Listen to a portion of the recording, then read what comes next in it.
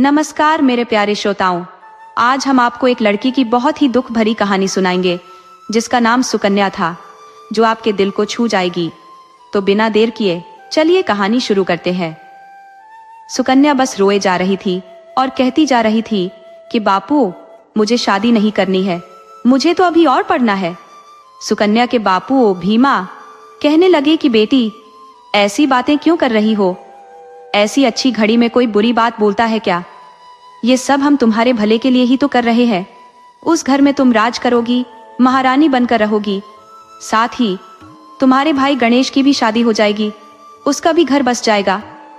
तुम अपने भाई की बहन हो या उसकी दुश्मन, जो तुम्हें ये बात समझ नहीं आ रही है?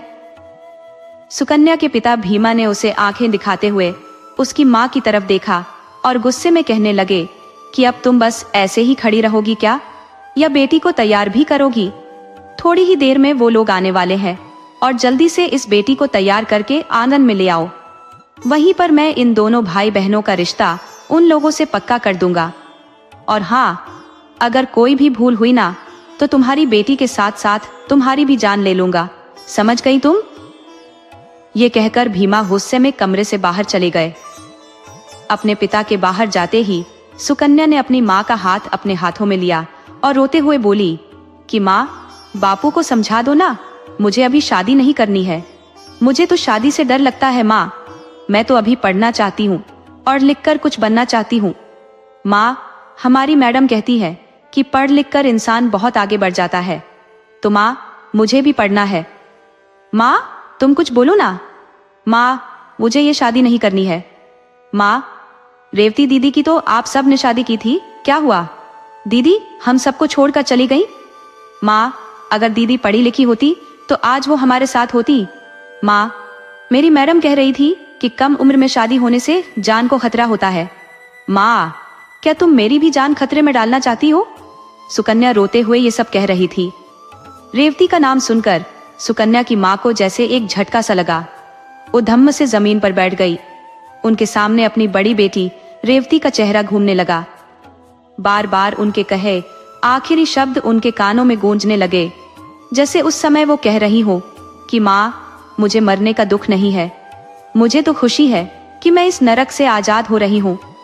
मेरे जीने के बाद दुखी मत होना माँ, तेरी बेटी इस नरक से आजाद होकर भगवान के घर जा रही है, जहाँ वो सुखी रहेगी माँ, लेकिन सुकन्या के साथ मेरी तरह मत होने देना। ये कहते हुए रेवती ने अपनी आखिरी सांस ली थी और उनके शब्द गले में ही अटक गए थे। अपनी बेटी को अपनी हाथों में दम तोड़ते देखकर उनकी माँ चीख पड़ी थी। उन्हें रोते देखकर सुकन्या ने हाथ पकड़कर उन्हें झकझोरते हुए कहा, माँ। सुकन्या के झकझोरने से और उसके शब्द कानों में पड़ने से सुकन्या की माँ अपने अतीत से वर्तमान में लौट आई और हड़बड़ाकर उन्होंने अपनी मासूम 13 साल की सुकन्या की तरफ देखा और उसे गले लगाकर फूट फूट कर रो पड़ी। अपनी माँ की चीख सुनकर गणेश दौड़ते हुए कमरे में आया और अपनी माँ को सुकन्या के गले लगकर रोते देखकर बोला कि क्या हुआ माँ, तुम इतनी जोर से क्यों चीखी? ये सुनकर उसकी माँ खड़ी हुई और दौड़कर गणेश का हाथ अपने हाथों में ले लिया और हड़बड़ाकर बोली कि गणेश बेटा, तेरा बापू तो हमारी एक भी नहीं सुनता, तू ही इस रिश्ते के लिए मना कर दे। देख बेटा, सुकन्या तेरी छोटी बहन है और अभी उसकी उम्र ही कितनी है? बहुत कम उम्र की है। इस कम उम्र में उसकी शादी करना ठीक होगा क्या? बेटा, तेरा बापू तो एक जिद पर अड़ा हुआ है, तेरे और सुकन्या का उन लोगों के साथ आटा साड़ा करने के लिए, लेकिन बेटा तू इस शादी के लिए मना कर दे। ये सुनकर गणेश गुस्से में बोला कि माँ, ये कैसी बातें कर रही हो, तुम्हें पता है ना? अरे, तुम मेरा घर बसने से पहले उजाड़ना चाहती हो क्या? बापू जो कर रहे हैं वो इस सुकन्या और मेरी भलाई के खातिर ही, इस घर की भलाई के खातिर ही तो कर रहे हैं। ये सुनकर गणेश की माँ बोली कि बेटा, मैं तेरा बुरा नहीं चाहती हूँ, तेरी माँ हूँ, लेकिन बेटा सुकन्या भी मेरी बेटी है और तेरी बहन है। अभी सुकन्या की उम्र ही कितनी है? 13 वर्ष की है, तेरे से पूरे 11 साल छोटी है। इतनी उम्र में उसकी शादी होना ठीक है क्या? ये सुनकर गणेश गुस्से में बोला कि क्यों, ठीक क्यों नहीं है माँ? बड़े भाई लखन भाई साहब की शादी के बदले में तो तुम लोगों ने रेवती की शादी की थी, तो मेरी शादी के बदले में सुकन्या की शादी क्यों नहीं? ये तो बचपन में ही बापू ने तय कर दिया था रेवती के बदले लखन भाई का तो घर बस गया और वो हमारे से अलग भी रहने लगे। तो तुम ये चाहती हो कि मैं जिंदगी भर कुंवारा ही तुम लोगों की सेवा चाकरी करता रहूं, मेरा कोई घर ना बसे? माँ, अगर इस सुकन्या की शादी नहीं हुई तो मेरी शादी कैसे होगी? और हमारे लिए माँ, ये आटा साटा कोई बड़ी बात नहीं है, परंपरा चली आ रही है ये, और आज तक किसी को भी कोई ऐतराज नहीं हुआ, तो आपको क्यों ऐतराज है? ये सुनकर गणेश की माँ बोली कि बेटा, पहले तेरे बापू ने अपनी जिद में आकर लखन के साथे रेवती की शादी भी इतनी ही उम्र में कर दी थी, तो इसका परिणाम क्या हुआ? हमारी रेवती सबको छोड़कर चली गई। अगर उस दिन वो शादी ना हुई होती तो शायद आज मेरी बेटी जिंदा होती। ये कहते हुए सुकन्या की माँ फूट फूट कर रो पड़ी। तब गणेश बोला कि माँ, मेरे को कुछ नहीं सुनना, ये शादी होगी। ये कहकर वो गुस्से में वहां से चला गया। सुकन्या और उसकी माँ उसे वहां से जाते हुए देखती रही। गणेश ने सारी बात जाकर अपने बापू को इसलिए बता दी, कहीं सुकन्या और माँ बाद में कोई परेशानी पैदा ना कर दे। गणेश की बात सुनकर सुकन्या के बापू भीमा का चेहरा गुस्से से तमतमाने लगा। वो पैर पटकते हुए सुकन्या और उसकी माँ के कमरे में आया और गुस्से में देखकर जो सुकन्या की माँ से कुछ बोलती, उससे पहले ही सुकन्या के बापू ने 3-4 थप्पड़ सुकन्या की माँ के गाल पर जड़ दिए, जिसकी वजह से सुकन्या की माँ के होंठ से खून रिसने लगा। ये देखकर सुकन्या काफी घबरा गई। तब सुकन्या के बापू ने बोला कि समझाया था ना तेरे को कि ऐसी अशुभ बातें ना कर, लेकिन तेरी समझ में नहीं आती। ये कहकर उसने सुकन्या की माँ के बाल पकड़ लिए। तब सुकन्या दौड़कर अपने बापू के आगे हाथ जोड़कर बोली कि बापू, माँ को छोड़ दो, तुम जैसा मेरे लिए कहोगे मैं करने को तैयार हूँ। कहीं भी कोई शब्द भी कुछ नहीं बोलूंगी, लेकिन माँ को छोड़ दो। ये कहकर सुकन्या रोने लग गई। तब सुकन्या के बापू ने एक झटके से एक जोर का झटका देकर सुकन्या की माँ के बाल छोड़ दिए। सुकन्या की तरफ देखते हुए वो गुस्से में बोला कि देख बेटी, अभी तो तेरी माँ का ऐसा हाल किया है, कान खोलकर सुन ले बेटी, जरा सी भी गड़बड़ की ना तो तेरी माँ के साथ साथ तेरी भी जान ले लूंगा, जमीन में गाड़ दूंगा। ये कहकर वो गुस्से में चला गया। सुकन्या की माँ रोती रही। तब सुकन्या ने जाकर अपनी माँ के आंसू पोंछे और बोली कि माँ, रो मत ना, बापू जैसा कह रहे हैं वैसा ही मैं करूंगी। मेरे को नहीं पता था बापू मेरी वजह से तेरे साथ मारपीट करेगा। माँ, तेरे दुखों से मैं बहुत दुखी होती हूँ, तू दुखी ना हो माँ, कभी नहीं, मैं अब तुझे कभी भी दुखी नहीं करूंगी। ये कहकर सुकन्या रोने लग गई और अपनी माँ के गले लग गई। ना चाहते हुए सुकन्या की माँ ने सुकन्या को अच्छे से तैयार किया और कुछ ही देर में मेहमान भी आ गए। जब सुकन्या के बापू ने आवाज दी तो सुकन्या की माँ ने कांपते हुए हाथों से सुकन्या को पकड़ा और पहले रसोई में ले जाकर कुछ फल और मिठाइयाँ अपने हाथ में और कुछ सुकन्या के हाथ में देकर उसे बाहर आंगन में ले आई। परंपरा के अनुसार सुकन्या की माँ और सुकन्या दोनों ने ही घूंघट कर रखा था, क्योंकि जो लोग सामने बैठे हुए थे वो सुकन्या के होने वाले ससुराल के थे। वहीं सामने ही एक औरत और एक लड़की घूंघट करके खड़ी हुई थी। जिस लड़की के साथ गणेश के विवाह की बात चल रही थी, ये वही लड़की थी और जो औरत बैठी थी वो उस लड़की की माँ थी। चाय नाश्ता वहां रखकर सुकन्या की माँ उस लड़की को और उस औरत को अपने साथ अंदर लिवा लाई। कुछ बातचीत हुई और फिर परंपरा के अनुसार वो लड़की जिसका नाम जमुना था, उसके साथ गणेश का रिश्ता, और वो लड़का जिसका नाम रामोतार था, उसके साथ सुकन्या का रिश्ता तय कर दिया गया। रामोतार रिश्ते में जमुना का चचेरा भाई था। सुकन्या की माँ ने जब घूंघट की ओर से उस लड़के को देखा तो उनके पैरों तले जमीन खिसक गई, क्योंकि वो लड़का उम्र में सुकन्या के बापू से थोड़ा बहुत ही छोटा था। ये देखकर सुकन्या की माँ रोने के सिवा अब कर भी क्या सकती थी। इन सब से सुकन्या के बाल मन पर गहरी ठेस पहुंची थी। उस बेचारी को तो विवाह का अभी सही अर्थ भी मालूम नहीं था। वो तो बस अपने बापू के डर से कुछ भी नहीं कह पा रही थी और जैसा उसके बापू चाहते थे वैसा ही कर रही थी। शाम को आपस में रिश्ता हो जाने के बाद और पंडित जी को बुलाकर शादी की तारीख भी निकलवा ली गई। शादी का मुहूर्त 15 दिन बाद का था। मेहमानों के चले जाने के बाद सुकन्या के बापू ने गणेश और दोनों बाप बेटे बहुत खुश थे। रात को सोते समय सुकन्या की माँ ने हिम्मत जुटाकर सुकन्या के बापू से कहा कि अजी, एक बार और सोचो, वो लड़का हमारी सुकन्या से बहुत बड़ा है, तुम्हारी उम्र में भी थोड़ा बहुत ही छोटा है, कम ही अंतर होगा। वो इतनी उम्र के है और हमारी सुकन्या को ब्याहना ठीक रहेगा क्या उसके साथ? हमारी सुकन्या तो मात्र 13 साल की है। ये सुनकर सुकन्या के बापू फिर गुस्से में बोले कि मेरे को लगता है तेरा जो शरीर जो कुछ मांग रहा है, तभी बार बार ऐसी बातें कर रही है। 2-4 थप्पड़ पड़ेंगे तो तू सही से काबू में आ जाएगी। अरे मर्द की भी कोई उम्र देखी जाती है, मूर्ख औरत, उसकी शान और उसका घर बार देखा जाता है। और अब ज्यादा दिमाग न खराब कर, मेरे को सोने दे। तड़के उठकर मेरे को विवाह की तैयारियां जो करनी है। ये कहकर सुकन्या के बापू करवट लेकर सो गए। वहीं सुकन्या की माँ सारी रात आंसू बहाती रही और अपने अतीत में खो गई। जब सुकन्या की माँ का विवाह हुआ था, वो अपने अतीत में अपने बारे में सोचने लगी। जब उनका विवाह हुआ था, वो भी तो मात्र 11 साल की थी। जब उनका भी आटा साटा के तहत विवाह किया गया था, वो इस घर में दुल्हन बनकर आई थी, अपनी उम्र से 12 साल बड़े आदमी की बीवी बनकर। उस समय उन्हें शादी विवाह क्या होता है, इसका अर्थ भी मालूम नहीं था। 11 साल की उम्र में विवाह और 2 साल बाद गौना, मात्र 13 साल की उम्र में ससुराल की जिम्मेदारियां उन्हें संभालनी पड़ी। घर का कामकाज तो उन्हें अच्छे से आता नहीं था, इसलिए ना जाने कितनी बार सास की मार और डांट खानी पड़ी थी। भीमा भी गुस्से में उनके साथ मारपीट कर देता था। वो रोती रहती, उनका बाल मन कुछ समझ नहीं पाता था। धीरे धीरे वो गुमसुम सी रहने लगी और आखिर में उन्होंने आंसू बहाना भी छोड़ दिया।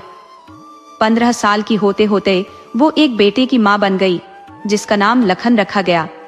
लखन अब भी 1 साल का भी नहीं हुआ था कि वो दूसरे बच्चे की मां बन गई, लेकिन वो बच्चा जीवित नहीं बचा। इसी तरह 3 बच्चों की मौत हो गई और जब लखन 4 साल का था, तब गणेश का जन्म हुआ। लगातार हर साल बच्चों को जन्म देने से वो काफी कमजोर हो गई थी, क्योंकि एक तो उनकी उम्र इतनी कम थी, दूसरे खान पान भी उन्हें ठीक से नहीं मिला था। वो घर का सारा काम करती और ऊपर से सास ससुर पति सबके ताने भी उन्हें सुनने पड़ते थे। 2 बच्चों के संभालने के साथ साथ घर का कामकाज भी उन्हें ही देखना पड़ता था। वो काफी कमजोर हो गई थी। इस वजह से लगभग दोनों बच्चों के जन्म के 5 साल बाद वो फिर से बच्चा पैदा नहीं कर सकी। तब उन्हें सबके ताने सुनने पड़े, क्योंकि अब सभी घर वालों को बेटे की चाह न होकर बेटी की चाह थी, क्योंकि उन्हें चिंता थी इस बात की कि कल दोनों बेटों का रिश्ता करने में अगर कोई अड़चन आई तो उनके तो बेटी है ही नहीं, फिर उनके आटे साटे का कैसे उनका घर बसा सकेंगे। सुकन्या की माँ को ये सब कुछ अजीब लगता था, लेकिन सबके डर की वजह से वो कुछ बोल नहीं पाती थी। उनका मन करता कि वो चिल्ला चिल्ला कर सबसे कहे कि अब और इतनी ताकत नहीं बची है उनमें कि वो और बच्चे पैदा कर सके, लेकिन आखिर उनकी सुनने वाला कौन था। उनकी सास बार बार उन्हें ताने देती कि अरे, इस गांव में ऐसा कौन सा घर है जहां आटा साटा के बगैर रिश्ता हुआ हो। हम कोई बड़े राजा महाराजा या जमींदार तो है नहीं कि कोई भी हमारे बेटों से अपनी बेटी का विवाह कर देगा। मेरे को तो चिंता हो रही है, अगर तेरे बेटी पैदा नहीं हुई तो इन बच्चों का क्या होगा। और आखिर गणेश के 6 साल के होने के बाद वो गर्भवती हुई तो सबको एक उम्मीद जगी। आखिर सबकी उम्मीद की तरह एक बेटी का जन्म इस बार हुआ। घर में खुशी का माहौल था, इसलिए नहीं कि घर में बेटी पैदा हुई है, बल्कि इसलिए कि उनके बेटे के लिए, एक वंश को आगे बढ़ाने के लिए एक बेटी पैदा हुई है, जिसके बदले में वो बहू ला सकते हैं। लेकिन अब भी सबका मन नहीं भरा था। अब उन्हें दूसरे बेटे गणेश की चिंता थी। अब सुकन्या की माँ बीमार भी रहने लगी थी, लेकिन कोई भी उनकी हालत समझने वाला नहीं था। उनकी बड़ी बेटी का नाम रेवती रखा गया। रेवती जब 4 साल की थी तभी सुकन्या का जन्म हुआ था। सुकन्या के जन्म के बाद सबने चैन की सांस ली थी। बचपन में ये तय कर दिया गया था, लखन के रिश्ते के बदले रेवती का और गणेश के रिश्ते के बदले सुकन्या का विवाह किया जाएगा। यानी लखन के बदले रेवती और गणेश के बदले सुकन्या का विवाह कर दिया जाएगा। धीरे धीरे दिन गुजरने लगे और एक एक करके उनके सास ससुर इस दुनिया को छोड़कर चले गए। अब सुकन्या की माँ अपने बच्चों और अपने पति के साथ रह गई।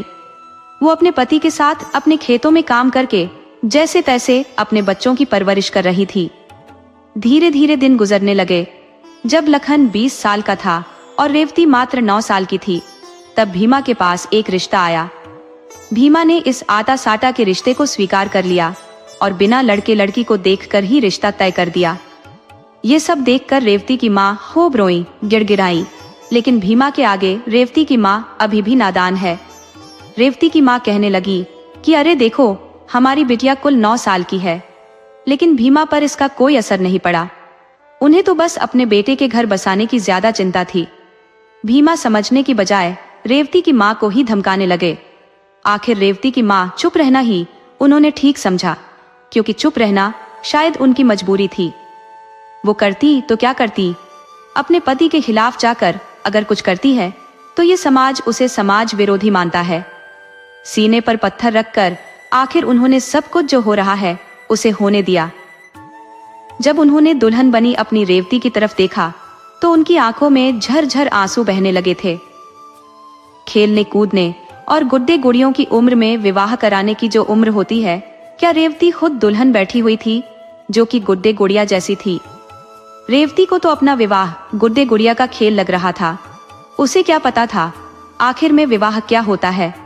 उसे तो बस ये पता था कि विवाह में नए कपड़े पहनने को मिलते हैं और खाने को अच्छे अच्छे तरह तरह के पकवान मिलते हैं। जब रेवती की माँ ने दूल्हे को देखा तो उनके होश उड़ गए थे। दूल्हा लगभग 23 साल का था। रेवती मात्र 9 साल की और 23 साल का दूल्हा देखकर वो अपनी बड़ी बेटी को गले लगाकर फूट फूट कर रोने लगी। आखिरकार रेवती और लखन दोनों भाई बहनों का आटे का साटे में विवाह हो गया और रेवती विदा होकर अपने ससुराल आ गई। वहीं जो मीरा लखन की बीवी बनकर अपने ससुराल पहुंच गई। मीरा तो रेवती के मुकाबले बड़ी थी। उसकी उम्र लगभग 15 साल के आसपास थी, इसलिए लखन और उसकी उम्र में ज्यादा फासला नहीं था। रेवती की माँ चाहती थी कि वो अपनी बेटी को कुछ सालों तक ससुराल ना भेजे, जब तक वो समझदार ना हो जाए। लेकिन ससुराल वालों की जिद की वजह से और भीमा के कहने पर रेवती की माँ ने ना चाहते हुए भी रेवती का गौना करके ससुराल भेज दिया। अपने ससुराल में 10 दिन रुकने के बाद जब रेवती अपनी माँ के पास आई तो उसकी हालत देखकर उसकी माँ का कलेजा मुंह को आ गया। वो दौड़कर अपनी बेटी के गले लग गई। अपनी माँ के गले लगकर रेवती फूट फूट कर रोने लगी। उसकी हालत उसका सारा दर्द बयान कर रही थी। जब रेवती अपने मायके आई तो मीरा अपने मायके चली गई। 10 दिन बाद फिर से रेवती को अपने ससुराल से बुलावा आ गया। इन 10 दिनों में रेवती बिना किसी सहारे के खाट से ठीक से उठ भी नहीं पाती थी। उसकी हालत काफी दयनीय हो गई थी। ना चाहते हुए भी रेवती की माँ को अपनी बेटी को ससुराल भेजना पड़ा। रेवती रोती गिड़गिड़ा रही थी कि बापू, मुझे वापस नहीं जाना, मुझे वहां डर लगता है। लेकिन उसकी सुनने वाला कोई नहीं था। उसकी माँ तो सब कुछ सुनकर भी चुपचाप पल्लू की ओर से आंसू बहाती रही थी। शुरुआत में रेवती कभी महीने में तो कभी 1.5 महीने में उनसे मिलने आ जाया करती थी, लेकिन धीरे धीरे उसके ससुराल वालों ने उसे मायके भेजना बंद कर दिया। अब वो 6 महीने में मुश्किल से 1 या 2 बार के लिए अपने मायके आती थी। हंसमुख, नटखट, शरारती, खेलने कूदने वाली रेवती अब गुमसुम सी उदास रहने लगी थी। उसकी माँ उसे बार बार पूछती थी, लेकिन शायद वो कुछ कहने की हिम्मत ही नहीं जुटा पाती थी।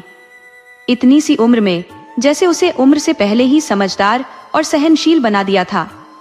जहां वो अपने ससुराल में घुट घुट कर जी रही थी, वहीं उसकी माँ उसकी याद में घुट घुट कर जी रही थी। अपनी शादी के कुछ दिन बाद ही लखन अपनी बीवी को लेकर सबसे अलग रहने लगा था। धीरे धीरे दिन गुजरने लगे और 16 साल की उम्र में पहुंचते पहुंचते रेवती के कई बार गर्भपात हो गया। शायद उम्र कम होने की वजह से बार बार उसका गर्भपात हो जाता था, लेकिन उसकी सुनने वाला वहां कोई नहीं था। ससुराल का सारा काम, ऊपर से शराबी पति की मारपीट, सास ससुर के ताने और इतनी कम उम्र में बार बार गर्भपात होने की वजह से रेवती बिल्कुल हड्डियों का ढांचा रह गई थी। एक दिन जब रेवती की माँ खेत पर जाने के लिए सबके लिए जल्दी से घर पर भोजन बना रही थी, तभी अचानक भीमा दौड़ते हुए आया। उसकी सांसें फूल रही थी। उसकी ऐसी हालत देखकर रेवती की माँ घबरा गई और बोली कि अजी, क्या हुआ, इतना क्यों घबरा रहे हो। तब भीमा ने उसे बताया, जिसे सुनकर उनके होश ही उड़ गए थे। आज भी उसी दिन को याद करके रेवती की माँ की आंखों में आंसू बहने लगते हैं। भीमा ने रेवती को बताया कि रेवती के ससुराल से बुलावा आया है कि रात को रेवती ने जहर खा लिया है। अब शहर के अस्पताल में रेवती भर्ती है। ये सुनकर रेवती की माँ के होश उड़ गए और वो फूट फूट कर रोने लगी। तभी भीमा बोला कि अरे रोने धोने से काम नहीं चलेगा। रेवती की माँ, चल जल्दी चल मेरे साथ। ये सुनकर रेवती की माँ अपने पति के साथ अस्पताल पहुंच गई। अस्पताल में रेवती के ससुराल वाले पहले ही मौजूद थे। रेवती का अंदर इलाज चल रहा था। रेवती की सास उसे कोसे जा रही थी, कह रही थी कि अरे ऐसी लक्ष्मी बेटी दी है, हमारे खानदान की नाक ही कटवा दी। लोग पता नहीं कैसी कैसी उल्टी सीधी बातें बनाएंगे। क्या कमी थी हमारे घर में जो डायन ने जहर खा लिया? मरे तो मरे और जिए तो जिए, हमें इससे कोई मतलब नहीं है। हमारा रिश्ता तो तुम्हारे से अब खत्म ही समझो। तुम्हारी बेटी ने जो काम ही ऐसा किया है। मेरी बेटी मीरा को हम वापस ले जाएंगे और अपनी बेटी को अपने गले ही बांध कर रखना। ये कहकर रेवती की सास आगे बढ़ गई। तब भीमा ने हाथ जोड़कर कहा कि अरे बहन जी, छोरी थी, थोड़ी भूल हो गई, माफ कर दो, आगे से ऐसा नहीं होगा। रेवती के बारे में सुनकर लखन और मीरा भी वहां आ गए। वो लोग भी रेवती को ही दोषी ठहरा रहे थे। केवल रेवती की माँ जानकी ही उसके दर्द को समझ पा रही थी। उनकी आंखों से आंसू रुकने का नाम नहीं ले रहे थे। लगभग 1 घंटे बाद डॉक्टर बाहर आया। उसने बताया रेवती को होश आ गया है और वो सिर्फ अपनी माँ से मिलना चाहती है। ये सुनकर रेवती की माँ जानकी उठकर डॉक्टर के बताए कमरे में चली गई। अपनी बेटी को देखकर रेवती की माँ फूट फूट कर रोने लगी। वहीं रेवती के चेहरे पर भी एक हल्की सी मुस्कान थी। जानकी ने दौड़कर अपनी बेटी को गले लगा लिया और कहने लगी कि रेवती, ऐसा क्यों किया? तब रेवती बोली कि माँ दुखी ना हो। अरे तेरे को तो खुश होना चाहिए माँ, आज तेरी बेटी उस नरक से मुक्त होकर भगवान के पास जा रही है। ये सुनकर जानकी बोली कि ना लाडो, ऐसी बात ना बोल, कुछ नहीं होगा तुझे। तब रेवती बोली कि माँ आप हमेशा मेरी चिंता करती थी ना, हमेशा मेरे क्लेश में घुट घुट कर जीती थी ना माँ, आज तेरी बेटी तुझे चिंता से मुक्त करके जा रही है माँ। रो मत, कब तक रोगी माँ, आज तेरी बेटी बहुत खुश है, आज तेरी बेटी उस नरक से दूर जा रही है माँ। फिर रेवती की आंखों में आंसू आ गए और उसने माँ का हाथ अपने हाथ में ले लिया और कहा कि क्या करती माँ, और दर्द बर्दाश्त नहीं हुआ मेरे से और ना ही मार मुझसे और ज्यादा झेली जाती थी। बेटी का दुख माँ के लिए बस पूछो मत, बर्दाश्त नहीं हो रहा था। रेवती कहने लगी कि माँ लेकिन मेरे को वचन दे, मेरे साथ जो कुछ हुआ वो तो सुकन्या के साथ नहीं होने देगी, मेरे को वचन दे माँ। और ये कहते कहते रेवती की सांस उखड़ने लगी। तब उसकी ऐसी हालत देखकर उसकी माँ घबरा गई।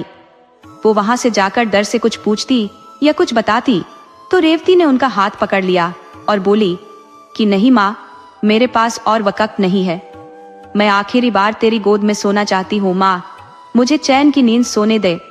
जानकी कुछ बोलती उससे पहले ही रेवती बोली कि हाँ माँ, मेरे को तेरी गोद में सोना है। तब रोते हुए जानकी ने रेवती का सिर अपनी गोदी में रख लिया और उसके बालों को सहलाते हुए फूट फूट कर रो पड़ी। तब रेवती ने मुस्कुराते हुए एक नजर अपनी माँ की तरफ देखा और हमेशा के लिए अपनी आंखें बंद कर ली। अपनी बाहों में, अपनी ही गोद में अपनी बेटी के प्राण जाते देख रेवती की माँ जोर से चीख उठी। उनकी चीख को सुनकर सब लोग अंदर आ गए। रेवती की मौत से उसकी माँ पूरी तरह टूट चुकी थी, लेकिन भीमा को अपनी बेटी के जाने का कोई गम नहीं था और इस बात का उसे गुस्सा ज्यादा था कि रेवती ने खुदकुशी की है। वो गुस्से में जानकी से बोला कि अब ये सब तेरे लाड प्यार का नतीजा है। तेरी छोरी ने कहीं भी हमें मुंह दिखाने लायक नहीं छोड़ा, खानदान का नाम डुबो दिया, काली पुताई मारी है खानदान पर, यानी खानदान की नाक कटवा दी। लोग उल्टी सीधी बात बना रहे हैं, कह रहे हैं कि अरे पता नहीं ऐसा कौन सा उल्टा सीधा कर्म किया है कि अपनी खुद की जान ले ली। अपने पति की बात सुनकर जानकी का खून खौल उठा। उनका मन करता कि वो चिल्ला चिल्ला कर सबसे कहे कि उनकी बेटी की मौत का हत्यारा ये समाज है, उनका अपना पति है, जिसने एक मासूम की शादी के नाम पर आग में उसे झोंक दिया जीवन भर जलने के लिए। लेकिन अपने बच्चों की खातिर उसकी मां ने फिर से चुप्पी साध ली। रेवती की मौत के बाद रेवती के ससुराल वालों ने अपनी बेटी मीरा को वापस अपने साथ ले जाना चाहा, लेकिन पंचायत की दखलंदाजी में फिर रेवती के ससुराल वालों ने ये जिद छोड़ दी। लेकिन भीमा और उसके परिवार से लखन और मीरा ने हमेशा के लिए रिश्ता तोड़ लिया। वे लोग अब वहां से अपना घर बार छोड़कर दूर अपने खेत पर घर बनाकर रहने लगे। अब उन लोगों को भीमा और बाकी के घर वालों से कोई लेना देना नहीं था। कभी कभी जानकी अकेले में ये सोचकर रोने लगती थी कि ये समाज भी कैसा है, जहाँ एक औरत के रूप में देवी की पूजा होती है, वहीं जीती जागती औरत को पैर की जूती समझता है। उसकी भावनाओं को, उसकी इच्छाओं को कोई कदर नहीं करते। एक खूंटे पर बंधे एक जानवर की तरह, जिसका जहां मन किया उसे खोलकर किसी दूसरे के हवाले उसकी रस्सी पकड़ा दी जाती है। फिर वो दूसरा चाहे अपनी ही मर्जी से उसे खाने को दे या ना दे, अपनी मर्जी जैसा व्यवहार करे। धीरे धीरे उन्होंने अपनी बेटी के दर्द को अपने सीने में दफन कर लिया। वो अकेले अपनी बेटी को याद करके रो लिया करती थी। उनकी आंखों में आंसू बहने लगते थे। वो रेवती को याद करके सिसकियां भर रही थी। तभी भीमा गुस्से में चीख कर खड़ा हुआ और बोला कि ये तेरा ड्रामा दिन और रात चालू रहेगा? चैन से ना सोने देती है हमें। लगता है अभी भी तेरी अकल ठिकाने लगानी पड़ेगी। खुद का भला चाहती हो तो चुपचाप सो जा। ये कहकर भीमा गुस्से में बड़बड़ाता हुआ सो गया। जानकी ने अपने आंसू पहुंचे और उन्होंने मन ही मन तय किया कि जो कुछ रेवती के साथ हुआ वो अपनी सुकन्या के साथ नहीं होने देंगी। कभी भी अपने जीते जी अपनी बेटी को दलदल में नहीं धकेलेगी, चाहे उसके लिए उनकी जान ही क्यों ना चली जाए। अपनी बेटी, अपनी रेवती को दिया हुआ वचन वो जरूर निभाएंगी, अपनी जान देकर भी। उन्होंने अपने आंसू पहुंचे और उन्होंने निश्चय कर लिया कि अब कोई ना कोई रास्ता जरूर निकालेंगी। यही सब सोचते सोचते कब जानकी की आंख लग गई, उन्हें पता नहीं चला। इधर सुबह भीमा और गणेश अपने रोजमर्रा के कामों से निवृत्त होकर खाना खाकर दोनों बाप बेटे विवाह के काम से घर से बाहर चले गए। सुकन्या भी पढ़ने के लिए स्कूल चली गई। जानकी घर में अकेले घर के कामों को कर रही थी। चुपचाप घर के कामों को करते हुए उनके मन में एक द्वंद्व सा चल रहा था। वो इसी उधेड़बुन में लगी हुई थी, क्या करे कि उनकी बेटी उस विवाह रूपी नरक की जिंदगी से बच सके। तभी उनकी पड़ोसन कौशल्या आई। कौशल्या जानकी के रिश्ते में देवरानी लगती थी। कौशल्या एक नंबर की चुगलखोर औरत थी। दूसरे के जले पर नमक छिड़कना, इधर की बात उधर करना उसकी आदत थी। जानकी इस बात से भलीभांति उन्हें जानती थी। जानकी को अनाज साफ करते देखकर कौशल्या उनके पास आई और बैठते हुए बोली कि क्या कर रही हो जीजी। लेकिन जानकी ने कोई जवाब नहीं दिया। तब कौशल्या बोली कि जीजी, मैंने सुना है सुकन्या बेटी का विवाह तय हो गया है। अरे हाँ जीजी, तुम्हारे देवर बता रहे थे सुकन्या और गणेश दोनों भाई बहनों का आता साटा तय हुआ है। ये तो बड़ी खुशी की बात है जीजी। ये सुनकर जानकी बोली कि हाँ, और फिर अपने काम में लग गई। उन्हें काम में करते देखकर और अपनी बातों में कोई रुचि नहीं देखकर कौशल्या फिर बोली कि अरे जीजी, वो कह रहे थे तुम्हारे देवर जी बता रहे थे सुकन्या बेटी का रिश्ता जिससे तय हुआ है उसकी उम्र सुकन्या के बापू से थोड़ी बहुत ही कम है। यही बोल रहे थे तुम्हारे देवर कि मेरी उम्र का है। क्या ये बात सच है? ये सुनकर जानकी के हाथ एकाएक रुक गए। फिर उन्होंने कुछ सोचा और अपने काम में लग गई। फिर कौशल्या बोली कि वो क्या है ना जीजी, सुकन्या मेरी बेटी जैसी है, इसलिए ये सुनकर मेरे घर में तो बहुत क्लेश हुआ, लेकिन क्या कर सकूं, इसलिए तुमसे बात करने चली आई। सुकन्या कोई भेड़ बकरी नहीं है कि किसी के भी हवाले कर दिया जाए। अभी उम्र ही कितनी है उसकी, जब तक जवान होगी तब तक तो उसका आदमी। ये कहते कहते कौशल्या रोने का ड्रामा करने लगी और अपने पल्लू से आंसू पोंछने का दिखावा करने लगी। फिर बोली कि क्या बताएं जीजी, सुकन्या के बापू ने तो रुपए पैसे की ओर अपने बेटे का घर बसाने के लिए ये रिश्ता तय किया है। अरे एक बार भी अपनी बेटी के बारे में नहीं सोचा कि ऐसे कैसे नरक में धकेल रहे हैं। आदमी की उम्र ज्यादा है ये बात तो है, लेकिन उसकी पहली पहली जो पत्नी है वो जिंदा है। अरे उसका वंश न चला तो हमारी सुकन्या उसका वंश चलाने के लिए इतनी सी उम्र में ब्याह दी जाएगी, ऊपर से सौतन की डाह भी झेलनी पड़ेगी। ये कहते हुए कौशल्या बड़ी दुखी होने का दिखावा करने लगी। बोली कि जी भरी खाट पर मेरी बेटी को देना तो मेरे को बिल्कुल भी अच्छा नहीं लग रहा, यानी कि पहली बीवी के होते हुए बेटी को नहीं देना चाहिए। ये कहकर वो रोने का ड्रामा करने लगी। ये सुनकर जानकी चौंक गई और उनके हाथ एकाएक रुक गए। सुकन्या का रिश्ता जिससे तय हुआ वो पहले से ही शादीशुदा है। और उसकी पहली पत्नी जिंदा है, लेकिन इस बारे में तो उन्हें कुछ भी मालूम नहीं था। फिर जानकी सोचने लगी कि मेरे को मतलब ये है कि वो शादीशुदा हो या कुमारा। वैसे भी हमारी सुकन्या को तो मैं उसे ब्याहने से रही, चाहे उसके लिए मेरे को कुछ भी करना पड़े, लेकिन सुकन्या के बापू के सामने तो ऐसा कुछ नहीं बताया। इसी सोच में डूबे देखकर कौशल्या बोली कि क्या हुआ जीजी? तब जानकी ने अपने आप को संभाला, क्योंकि वो ऐसा कोई भी बात उसे नहीं बताना चाहती थी जिससे कौशल्या बढ़ा चढ़ाकर लोगों को सुनाए। इसलिए वो बोली कि कुछ नहीं, कुछ। वैसे कौशल्या, मेरे को घर का काम है, अभी बात करने का मेरे पास समय नहीं है, फिर कभी बातें करते हैं। जानकी ने यह बहाना बनाया। तब कौशल्या बोली कि ठीक है जीजी, वैसे भी मुझे भी काम था, लेकिन मेरे कलेजे पर बोझ था, इसलिए मैं तुम्हारे पास चली आई, क्योंकि मन थोड़ा हल्का हो गया। अब चलती हूँ जीजी। ये कहकर कौशल्या उठकर चली गई। जानकी उसे जाते हुए देखती रही। उनके मन में एक तूफान सा चल रहा था कि अब वो ऐसा क्या करे जिससे वो अपनी बेटी को उस नरक में जाने से बचा सके। अब जानकी को कुछ भी समझ नहीं आ रहा था। ऊपर से कौशल्या की कही सारी बातें जानकी के दिमाग में घूम रही थी। कभी वो सोचती, जिसने मेरी सुकन्या का रिश्ता तय हुआ है, वो चाहे शादीशुदा हो, उससे क्या मतलब, वो तो वैसे भी अपनी बेटी को इस नरक से बचा ही लेंगी। वहीं दूसरी तरफ वो सोचती, कहीं मैं कुछ नहीं कर पाई तो क्या होगा। वो ऐसी उधेड़बुन में लगी हुई थी। तभी उनका पति भीमा आया। भीमा आते ही हाथ मुंह धोकर जानकी की तरफ देखते हुए बोला कि अरे खड़ी क्या है, जाकर मेरे लिए खाना वाना लेकर आ। ये सुनने के बाद जानकी बोली कि अभी लाई जी, और अंदर चली गई। उन्होंने भीमा के लिए थाली में खाना लगाया और बाहर आ गई और खाना भीमा को दे दिया। भीमा खाना लेकर पास की पड़ी चारपाई पर बैठ गया और खाना खाने लगा। जानकी चारपाई के पास नीचे बैठ गई। काफी देर तक उन्हें चुप देखकर भीमा बोला कि कुछ बात है या कुछ कहना चाहती हो।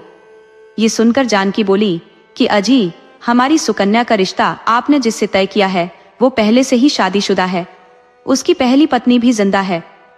तुमने मेरी सुकन्या का रिश्ता करते समय एक बार भी नहीं सोचा कि एक तो उसकी उम्र ज्यादा है और ऊपर से पहली पत्नी जिंदा है। जानकी ने डरते हुए एक सांस में सारी बातें कह गई।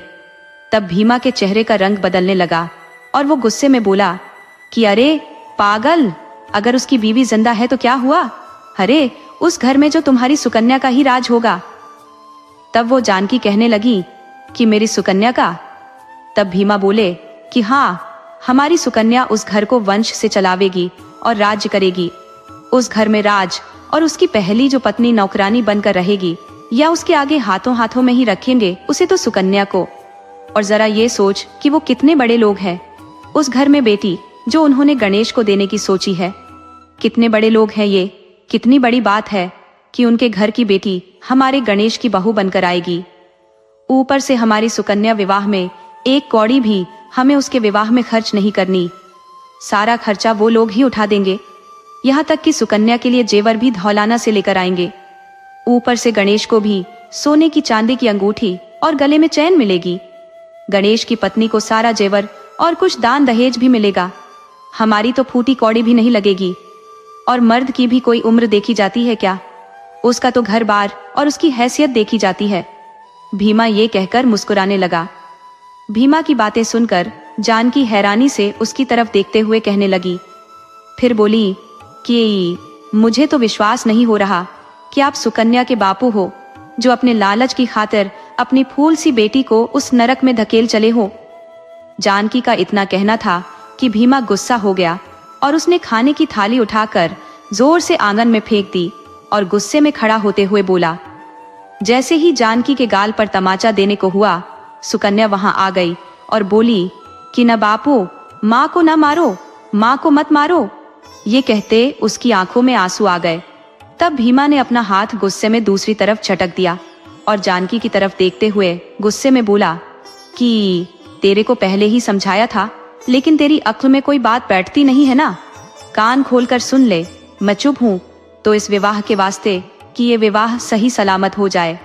तब वो जानकी कहने लगी कि बाप हो या दुश्मन। बोला कि मैं बाप ही हूँ, मैं दुश्मन नहीं हूँ जो इसे नरक में धकेल कर आऊंगा। मैं इसके भले की खातिर सोच रहा हूँ। कोई राजा महाराजा की बेटी तो है ना, ये जो घर बैठे बैठे फ्री में ही किसी राजकुमार से रिश्ता तय हो जाएगा, या इसके वास्ते कोई राजकुमार आएगा। लेकिन तुझे तो समझना ही भीत में सिर फोड़ने के बराबर है। बड़ी जबान चलने लग गई है तेरी आजकल, और मेरे सामने तो कुछ ज्यादा ही जबान चलाने लगी है। जबान निकाल कर तेरी हाथ में दे दूंगा, समझ गई? फिर वो सुकन्या की तरफ गुस्से में देखते हुए बोला कि कहाँ से आ रही है इस समय। ये सुनकर सुकन्या डरते हुए बोली कि बापू, मैं स्कूल गई थी। ये सुनकर भीमा गुस्से में बोला कि देख बेटी, कान खोलकर सुन ले, स्कूल जाने की कोई जरूरत नहीं है तुझे। ब्याह होने वाला है तेरा कुछ दिन में, इसलिए घर के काम काज ही काम आएंगे, ये स्कूल काम नहीं आएगा। फिर जानकी की तरफ देखते हुए भीमा बोला कि जो ये तेरी कैंची जैसी जबान चल रही है ना, इसमें दिमाग लगा, और दिमाग इस छोरी को घर के काम काज सिखाने में लगा।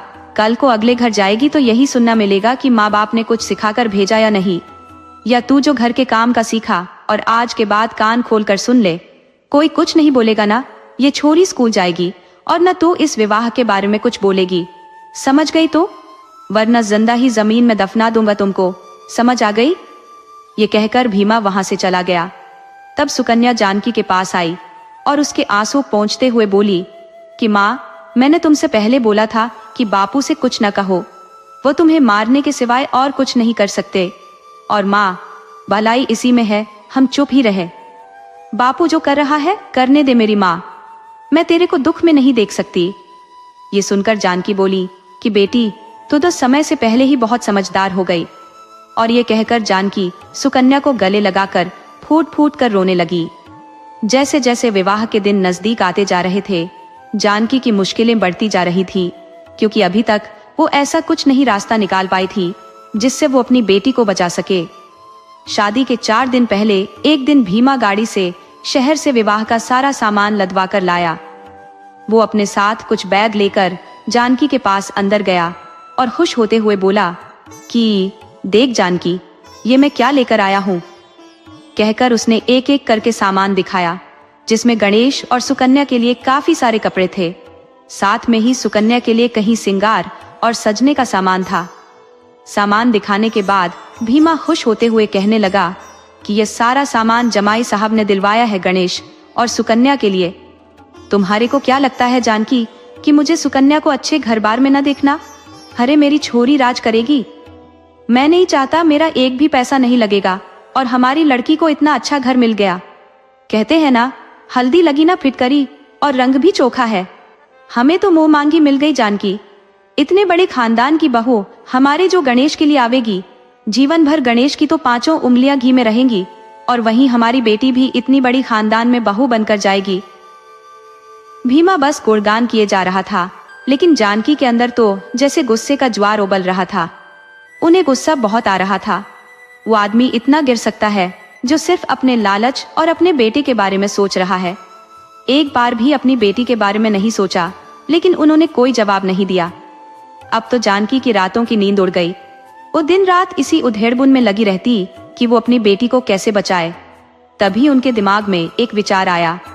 उनके मायके में जब वो रहती थी और कभी कभार जाती थी, तो उनके मायके के गांव में स्कूल में पढ़ने वाली एक मैडम जी उनके पास घर पर किराए पर रहती थी। काफी बार जानकी उनके पास चली जाया करती थी। वो जानकी को पढ़ना लिखना सिखा देती थी, जिसकी वजह से जानकी थोड़ा बहुत पढ़ना लिखना सीख गई थी। जानकी और उनके परिवार के उस मैडम के साथ बहुत अच्छे रिश्ते थे। एक बार जानकी अपने बापू के साथ खेत की फसल बेचने बाजार गई थी। लौटते समय उनके बापू जानकी को उस मैडम के घर ले गए थे, जहां वे लगभग 1 घंटे रुके और फिर घर आ गए। तब जानकी ने सोचा, क्यों ना मैं अपनी बेटी को उसी मैडम के पास ले जाऊं। वह हमारी मदद जरूर करेंगी, और उनका घर का पता भी मुझे मालूम है, जिससे वे लोग मेरी बेटी को कभी वहां ढूंढ नहीं पाएंगे। ये सोचकर उन्होंने पक्का इरादा कर लिया कि वह अपनी सुकन्या को लेकर उसी मैडम जी के पास जाएंगी। शादी से 2 दिन पहले जानकी ने सुकन्या को सारी बात बता दी और कहा कि वह इस बारे में किसी को न बताए, और आधी रात को चुपचाप अंधेरे में उनके साथ इस गांव को छोड़कर चली जाए। ये सुनकर सुकन्या घबराते हुए बोली, ना माँ, अगर बापू को पता चल गया ना, तो मेरे साथ साथ तुम्हें भी जिंदा जमीन में दफना देंगे, मार डालेंगे। मुझे तो बहुत डर लग रहा है माँ। लेकिन जानकी ने उसे हिम्मत देते हुए कहा, बेटा यह वक्त डरने का नहीं है, हिम्मत से काम लेने का है। अगर आज तुमने हिम्मत नहीं की तो सारी जिंदगी बर्बाद हो जाएगी तेरी, रेवती दीदी की तरह। रेवती का ध्यान आते ही मासूम सुकन्या सोच में डूब गई और उसने अपनी माँ का साथ देने के लिए हाँ कर दी, क्योंकि सुकन्या भी इस शादी से खुश नहीं थी। उसे शादी विवाह के नाम से ही डर लगता था। उसे लगता था जैसे उसकी दीदी मरी है, एक न एक दिन उसे भी ये सब लोग मार डालेंगे और इसी तरह उसे सहन करना पड़ेगा। सुकन्या पढ़ना चाहती थी, आगे बढ़ना चाहती थी। वह अपने स्कूल की एक होनहार छात्रा थी, लेकिन उसके बापू तो उसकी शादी करके बस उसका घर बसाना चाहते थे, जो कि सुकन्या की जिंदगी की बर्बादी थी। दोनों माँ बेटी ने योजना बना ली और फिर घर छोड़ने के बारे में सोचने लगी। शादी की रस्में भी शुरू हो चुकी थी। पूरा घर सजा हुआ था। सारे रिश्तेदारों और आसपास के लोगों तक विवाह का न्योता पहुंच चुका था और वे आने शुरू हो गए थे। गणेश तो बहुत खुश था। वह तो बस अपनी शादी की चिंता करता था और किसी की नहीं। वहीं लखन को भी जब भीमा ने कई बार मान मनोहर करके बुलाया तो वह भी शादी की रस्मों में पड़ोसी की तरह नाम मात्र के लिए आया।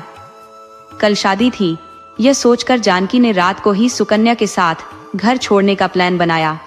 जब सब घर वाले खाना खाकर सो गए तब वह दबे कदमों से उठी और अपने कमरे के बाहर निकल गई। उसने सुकन्या को भी जगाया और कमरे में झांक कर देखा तो सुकन्या उसी के आने का इंतजार कर रही थी।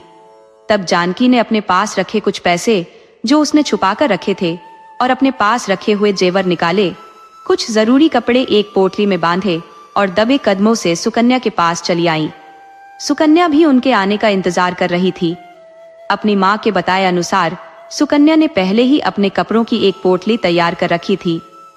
ये देखकर जानकी बोली, बेटी तेरे लिए जरूरी सामान रख लिया है मैंने, और तूने भी जो रख लिए कपड़े? ये सुनकर सुकन्या बोली, हाँ माँ, मेरे कपड़े और पढ़ने का सामान मैंने एक पोटली में रख लिया है। ये सुनकर जानकी बोली, बेटी हमको किसी के जागने से पहले यहाँ से चलना होगा। ये सुनकर सुकन्या घबराते हुए बोली, लेकिन माँ हम जाएंगे कहाँ? ये सुनकर जानकी बोली, बेटी इस बात की चिंता मत कर, तेरी माँ तेरे को ऐसी जगह लेकर जाएगी जहाँ हमें कोई ढूंढ नहीं पाएगा, और मैं मेहनत मजदूरी करके तुझे पढ़ा लिखा कर तेरे पैरों पर खड़ा करूंगी। मैं अपनी एक बेटी को तो हमेशा के लिए खो चुकी हूँ, तेरे को नहीं खोना चाहती बेटी। मेरी जान बचती है तुझ में, ये बात मेरे को अच्छी तरह पता है। तेरी चिंता इस घर में और किसी को नहीं है, सबको बस अपने स्वार्थ की पड़ी है। चल बेटी जल्दी चल। कहकर उन्होंने सुकन्या का हाथ पकड़ा और दबे कदमों से उसे बाहर ले आई और धीरे से दरवाजा बंद कर दिया। जानकी सुकन्या का हाथ पकड़कर दबे कदमों से घर से बाहर निकलने की तैयारी कर रही थी। तभी अचानक पीछे से उन्हें भीमा की कड़क आवाज सुनाई पड़ी, कहाँ जा रही हो? ये सुनकर दोनों माँ बेटी घबरा गईं और डर से कांपने लगी। फिर दोनों ने पीछे मुड़कर देखा तो भीमा को खड़े हुए पाया, जो गुस्से में उन्हें घूर रहा था। ये देखकर जानकी जो बोलते बोलते अटक गई, उनकी जबान जो हकला गई।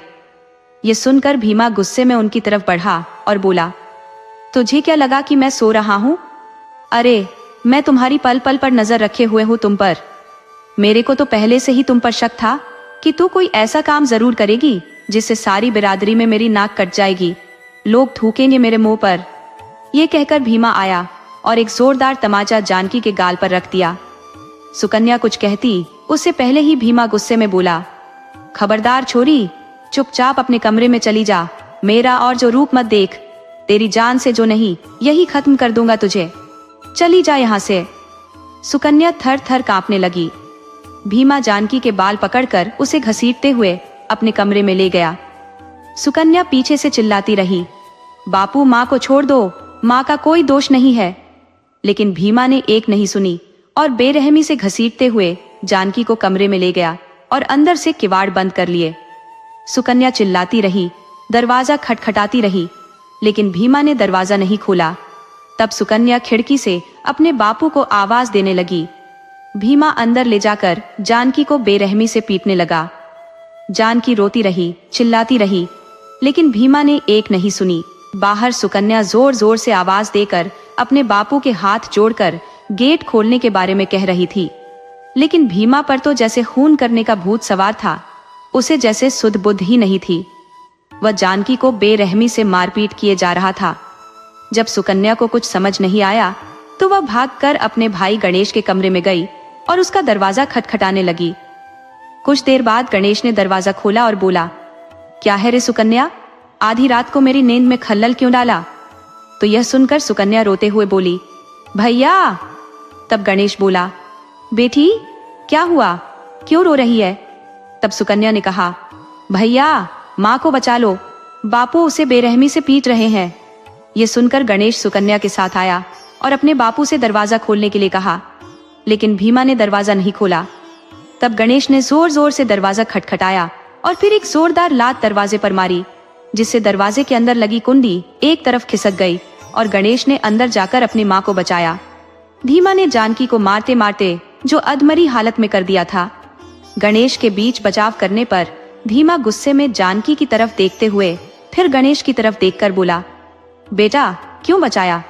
वैसे भी आज मैं इसकी जान ही ले लेता। तेरे को पता नहीं, आज बिरादरी में हमारी नाक कटवा कर, जिंदगी भर के लिए हमारे मुंह पर कालिक पोत कर और तेरा घर बसने से पहले उजाड़ कर तेरी माँ बहन दोनों भाग रही थी। वह तो मेरे को पहले से ही इन पर शक था, इसलिए नजर रखे हुए था, वरना आज पता नहीं क्या होता। ये सुनकर गणेश को भी गुस्सा आ गया और वह बोला, माँ तुम मेरी माँ हो या मेरी दुश्मन हो, तुमसे तो मुझे ऐसी उम्मीद नहीं थी जो मेरा घर बसने से पहले उजाड़ना चाहती हो। क्या बिगाड़ा है मैंने तुम लोगों का? मेरे तो समझ में नहीं आ रहा कि मैं तुम्हारा सगा हूं या सातेला। मेरे को तुमसे यह उम्मीद कतई नहीं थी माँ। ये कहकर वह अपने बापू से बोला, बापू मेरे साथ चलो, मेरे कमरे में ही सो जाना। तब भीमा बोला, नहीं रे बेटे, कोई भरोसा ना है इनका। ये कहकर भीमा ने गुस्से में सुकन्या का हाथ पकड़ा और उसे घसीटते हुए बोला, जा बेटी अपने कमरे में सो जा। उसके कमरे में उसे छोड़कर दरवाजा बाहर से बंद करके एक बड़ा सा ताला लगा दिया। फिर अपने कमरे के अंदर आकर अंदर से अपने कमरे की कुंडी लगाई और एक बड़ा सा ताला लगाकर चाबी को अपने सिरहाने रखकर सो गया। जानकी बेचारी पूरी रात दर्द से तड़पती रही, लेकिन भीमा को उससे कोई मतलब नहीं था। दूसरे दिन सुबह ही शादी की रस्में शुरू हो गई। सुकन्या अपनी माँ की हालत को देखकर बहुत दुखी थी, लेकिन भीमा और गणेश की नजरें जानकी और सुकन्या पर ही टिकी हुई थी। भीमा सुकन्या और जानकी को एक साथ बात तक नहीं करने देता था। अब वह पल पल उनकी निगरानी कर रहा था। गणेश भी दोनों पर नजर रखे हुए था। शादी की रस्मों में भाग लेने के लिए जब जानकी की पड़ोसन कौशल्या आई तो जानकी की चोटों को देखकर बोली, क्या हुआ जीजी, ये चोट कैसे लगी? ये कहकर वह शक की निगाह से जानकी को घूरने लगी। जानकी कुछ कहती उससे पहले गणेश बोला, काकी माँ सफाई कर रही थी तो कुर्सी पर चढ़कर ऊपर छत के जाले साफ कर रही थी तो कुर्सी से अचानक पैर फिसल गया और सामने की दीवार पर सिर जा टकराया। फिर वह जैसे ही नीचे गिरी तो नीचे रखी मसाले पीसने की सिलबट्टी पर आ गिरी, जिसकी वजह से चोट के निशान लगे हैं। गणेश की बात सुनकर कौशल्या को तसल्ली तो नहीं हुई, लेकिन फिर भी उसके पास यही मानने के सिवाय कोई और चारा भी नहीं था। फिर वह बोली, अरे जीजी, ये तो बड़ा बुरा हुआ कि बेटे बेटी का विवाह और सामने ही आपके चोटों के निशान, ये तो ठीक नहीं हुआ। लेकिन जानकी ने कोई जवाब नहीं दिया। जानकी को अपनी तकलीफों से ज्यादा अपनी बेटी के बारे में सोच सोच कर तकलीफ हो रही थी। उन्हें अपने दर्द की नहीं, अपनी बेटी के आने वाले जीवन की चिंता थी। वहीं सुकन्या अपनी माँ की हालत को देखकर दुखी थी। सुकन्या को अपनी शादी के बारे में ज्यादा कुछ तो पता नहीं था। उसे तो बस यही लग रहा था शादी के बाद उसकी पढ़ाई छूट जाएगी और वह माँ को छोड़कर हमेशा के लिए दूर चली जाएगी। उसका खेलना कूदना सब बंद हो जाएगा। उसे घर का सारा काम करना पड़ेगा। उसे सही मायनों में विवाह का अर्थ ही पता नहीं था। और आखिर उसके बापू ने उसे विवाह के नाम पर किस नरक में धकेलने के बारे में सोचा है और आखिर में उसका विवाह क्यों किया जा रहा है। जानकी के आंसू रुकने का नाम नहीं ले रहे थे। वह बेबस लाचार देखने के सिवाय बेचारी कुछ नहीं कर पाती थी। वह मन ही मन भगवान से प्रार्थना कर रही थी कि अब बस उन्हीं का सहारा है। उन्हें रात को सोते समय भीमा सुकन्या के कमरे के बाहर से बड़ा सा ताला लगा देता। अंदर से अपने कमरे का ताला लगाकर चाबी अपने सिरहाने रखकर सो जाता, जिससे सुकन्या और जानकी फिर से कोई ऐसा कदम ना उठा सके। आज सुकन्या और उसके भाई गणेश का विवाह था। शादी का आयोजन दोनों गांवों के बीच चामुंडा माता के मंदिर पर किया गया, जहां पर विवाह की सारी तैयारियां सुकन्या के ससुराल वालों ने की थी। भीमा की तो इसमें एक फूटी कौड़ी भी नहीं लगी थी, इसलिए भीमा बहुत खुश था। भीमा अपने नाते रिश्तेदारों और गांव के लोगों के साथ उस मंदिर में पहुंच गया। वहीं सुकन्या के ससुराल वाले भी आ गए थे। पहले तो सुकन्या के होने वाले पति रामोतार बारात लेकर तोरण आदि की रस्म करके अपने 7 फेरों के लिए अपने बनाए गए मंडप में बैठा। फिर गणेश अपने कुछ बारातियों के साथ तोरण की रस्म करके अपनी 7 फेरों के लिए बनाए गए मंडप में अलग बैठ गया। खान पान आदि की सब व्यवस्था सुकन्या के ससुराल वालों ने की थी। अपनी बेटी की शादी होते हुए देखकर भी जानकी को पता नहीं क्यों माता रानी पर भरोसा था।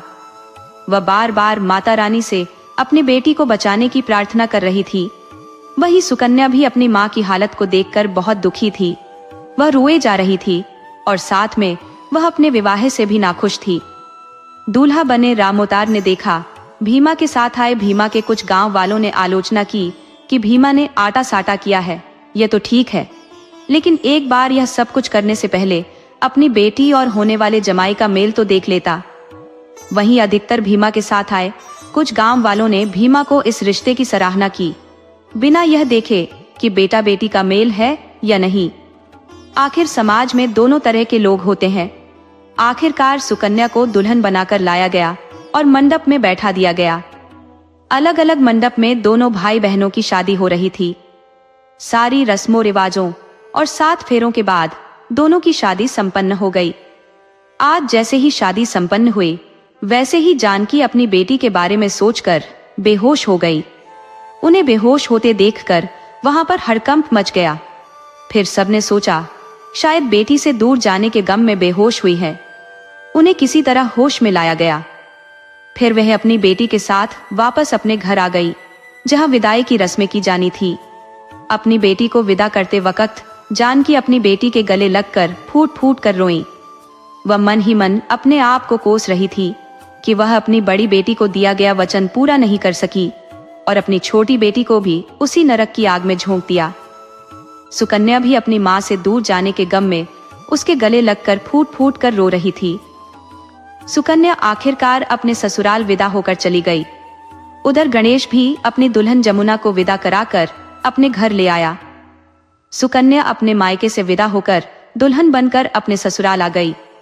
अपने ससुराल में सुकन्या का जोरदार स्वागत किया गया। एक बुजुर्ग महिला आरती की थाली लेकर उसकी आरती उतारने आई। वह बुजुर्ग महिला और कोई नहीं, रामोतार की माँ यानी सुकन्या की सास थी। सुकन्या के मायके के मुकाबले सुकन्या के ससुराल में आर्थिक स्थिति काफी अच्छी थी। यहाँ तक कि सुकन्या के ससुराल में पक्का 2 मंजिला मकान था और घर में ही 2 भैंस दूध देने के लिए थी। खुद का एक ट्रैक्टर भी खेतों को जोतने के लिए था। सुकन्या को उसकी सास आरती की रस्मों रिवाज निभाती हुए अंदर ले आई और एक कमरे में ले जाकर कमरे में नीचे बिछी एक चटाई पर गद्दा डालकर उसे बिठा दिया। आसपास की औरतें, रिश्तेदारों की औरतें सुकन्या को देखने के लिए इकट्ठा हो गई। सभी सुकन्या के रूप को देखकर तारीफ करते हुए नहीं थक रही थी। सब कह रही थी, ऐसा लग रहा है जैसे साक्षात देवी लक्ष्मी हो। आसपास की औरतें सुकन्या की सास से कह रही थी, अरे जीजी, तुम्हारा तो भाग खुल गया, इतनी अच्छी बहू आई है। अब तो लग रहा है तुम्हारी मनसा पूर्ण हो जाएगी, साल भर में ही पोता देखने को मिलेगा तुमको। ये कहकर औरतें हंसे जा रही थी। तभी एक औरत बोली, जी तुम्हारी बहू की उम्र तो बहुत कम है। ये सुनकर सुकन्या की सास मुस्कुराते हुए बोली, मेरे घर में किसी चीज की कमी है? दिन रात घी दूध खिलाऊंगी, 1 साल के अंदर ही देखना ठकुरानी बना दूंगी इसको। तब दूसरी औरत बोली, ये बात तो है जीजी, लेकिन ज्यादा कोई काम धंधा ना करवाना बेचारी से, और वैसे भी काम धाम करने के लिए। ये कहकर उस औरत ने अपना मुंह बिगाड़ा और कहा, बस ये सिया किस काम की है? वह कहने लगी। सबकी बातें सुनकर सुकन्या को बड़ा अजीब लग रहा था। सुकन्या को अपनी माँ की बहुत याद आ रही थी, लेकिन यहाँ पर जैसे जैसे उसकी सास उससे कहती जा रही थी, सुकन्या वैसे वैसे हर रस्म करती जा रही थी। उसकी सास ने उसको अपने घर वालों से जान पहचान करवाई। सुकन्या के जो रिश्ते में देवर और देवरानी लगते थे, उनके बच्चे भी सुकन्या की उम्र के थे। सुकन्या का मन कर रहा था कि वह फूट फूट कर रोए, क्योंकि उसे अपनी माँ की इतनी याद आ रही थी। ऊपर से उसकी माँ की तबीयत भी ठीक नहीं थी, इसलिए उसे अपनी माँ की बहुत चिंता हो रही थी। अब सुकन्या गहरी सोच में डूबी हुई थी। तभी उसकी सास बोली, अरे बहू, सारी रस्म तो होती रहेंगी, जरा कुछ खा पी लो। ये कहकर उन्होंने एक औरत से कहा, शांति जा, बहू के लिए खाने का सामान लेकर आ। ये सुनते ही वह औरत उठकर बोली, जी, और अभी लाती हूँ, कहकर चली गई। कुछ मिठाइयाँ, फल उसे खाने के लिए थोड़ी देर में लेकर आ गई। सुकन्या का बिल्कुल भी मन खाने का नहीं था, लेकिन उसकी सास ने कहा, बहू कुछ खा लो। तो सुकन्या ने जैसे ही खाने को हुई, तभी एक औरत जिसकी उम्र लगभग 30 साल के आसपास होगी, कमरे में आई और उसे आए देखकर सबके चेहरे का रंग बदल गया और सुकन्या की सास का चेहरा गुस्से में तमतमाने लगा। वह उस औरत की तरफ देखकर बोली, अरे बांझ, तेरे से मना किया था ना कि मेरी बहू आवे तब अपनी सूरत भी मत दिखाना, फिर अपनी मनहूस सूरत लेकर क्यों आई है यहाँ? ये सुनकर उस औरत ने एक नजर सुकन्या पर डाली और फिर डरते हुए बोली, माँ। तब सुकन्या की सास बोली, अरे खड़ी खड़ी क्या देख रही है, जा यहाँ से। उन्होंने फटकार कर उस औरत को वहां से भगा दिया। फिर काजल की डिब्बी लेकर उसमें से एक काला टीका निकालकर सुकन्या को लगाया और फिर बोली, अरे वो बांझ की नजर मेरी बहू को न लगे। सुकन्या को कुछ समझ में नहीं आ रहा था। वह औरत कोई और नहीं, रामोतार की पहली बीवी सिया थी। इधर गणेश और जमुना की भी रस्म करवाई जा रही थी, लेकिन जानकी का तो पूरा ध्यान अपनी बेटी सुकन्या पर था। उनके आंसू रुकने का नाम नहीं ले रहे थे। वह बार बार अपनी बेटी के बारे में सोचकर दुखी हो रही थी। उनका दिल बैठा जा रहा था। पता नहीं उनकी बेटी वहां किस हाल में होगी, उसने कुछ खाया होगा या नहीं खाया होगा। वह मन ही मन भगवान से कह रही थी, हे भगवान, मेरी बेटी की रक्षा करना प्रभु, अब वह तुम्हारे हवाले है, उसकी हर तरह से रक्षा करना। मैं अपनी पहली बेटी को तो खो चुकी हूँ, मैं अपनी दूसरी बेटी को खोना नहीं चाहती प्रभु, मेरी बच्ची की रक्षा करना। सिया रामोतार की पहली बीवी थी। शादी के 22 साल हो जाने पर भी उसके कोई संतान नहीं हुई थी। सिया का भी आटा साटा हुआ था। उसकी ननद का विवाह उसके भाई से हुआ था। जब शादी के कुछ साल बीते थे और सिया मां नहीं बन पाई, तो उसे तरह तरह के ताने देने लगे लोग। उसकी सास उसे दिन रात ताने देती थी, यहाँ तक कि रामोतार भी बात बात पर उससे मारपीट करता था, लेकिन सिया बेचारी सब कुछ सहन करके रह जाती थी। कई मंदिरों पर माथा टेका, भगवान से मन्नतें मांगी, लेकिन उसकी गोद कहीं भी हरी नहीं हुई। जैसे जैसे समय गुजरता रहा, वैसे वैसे सिया की जिंदगी नरक बनती जा रही थी। लोग अब उसे डायन, मनहूस, बांझ मानने लगे थे।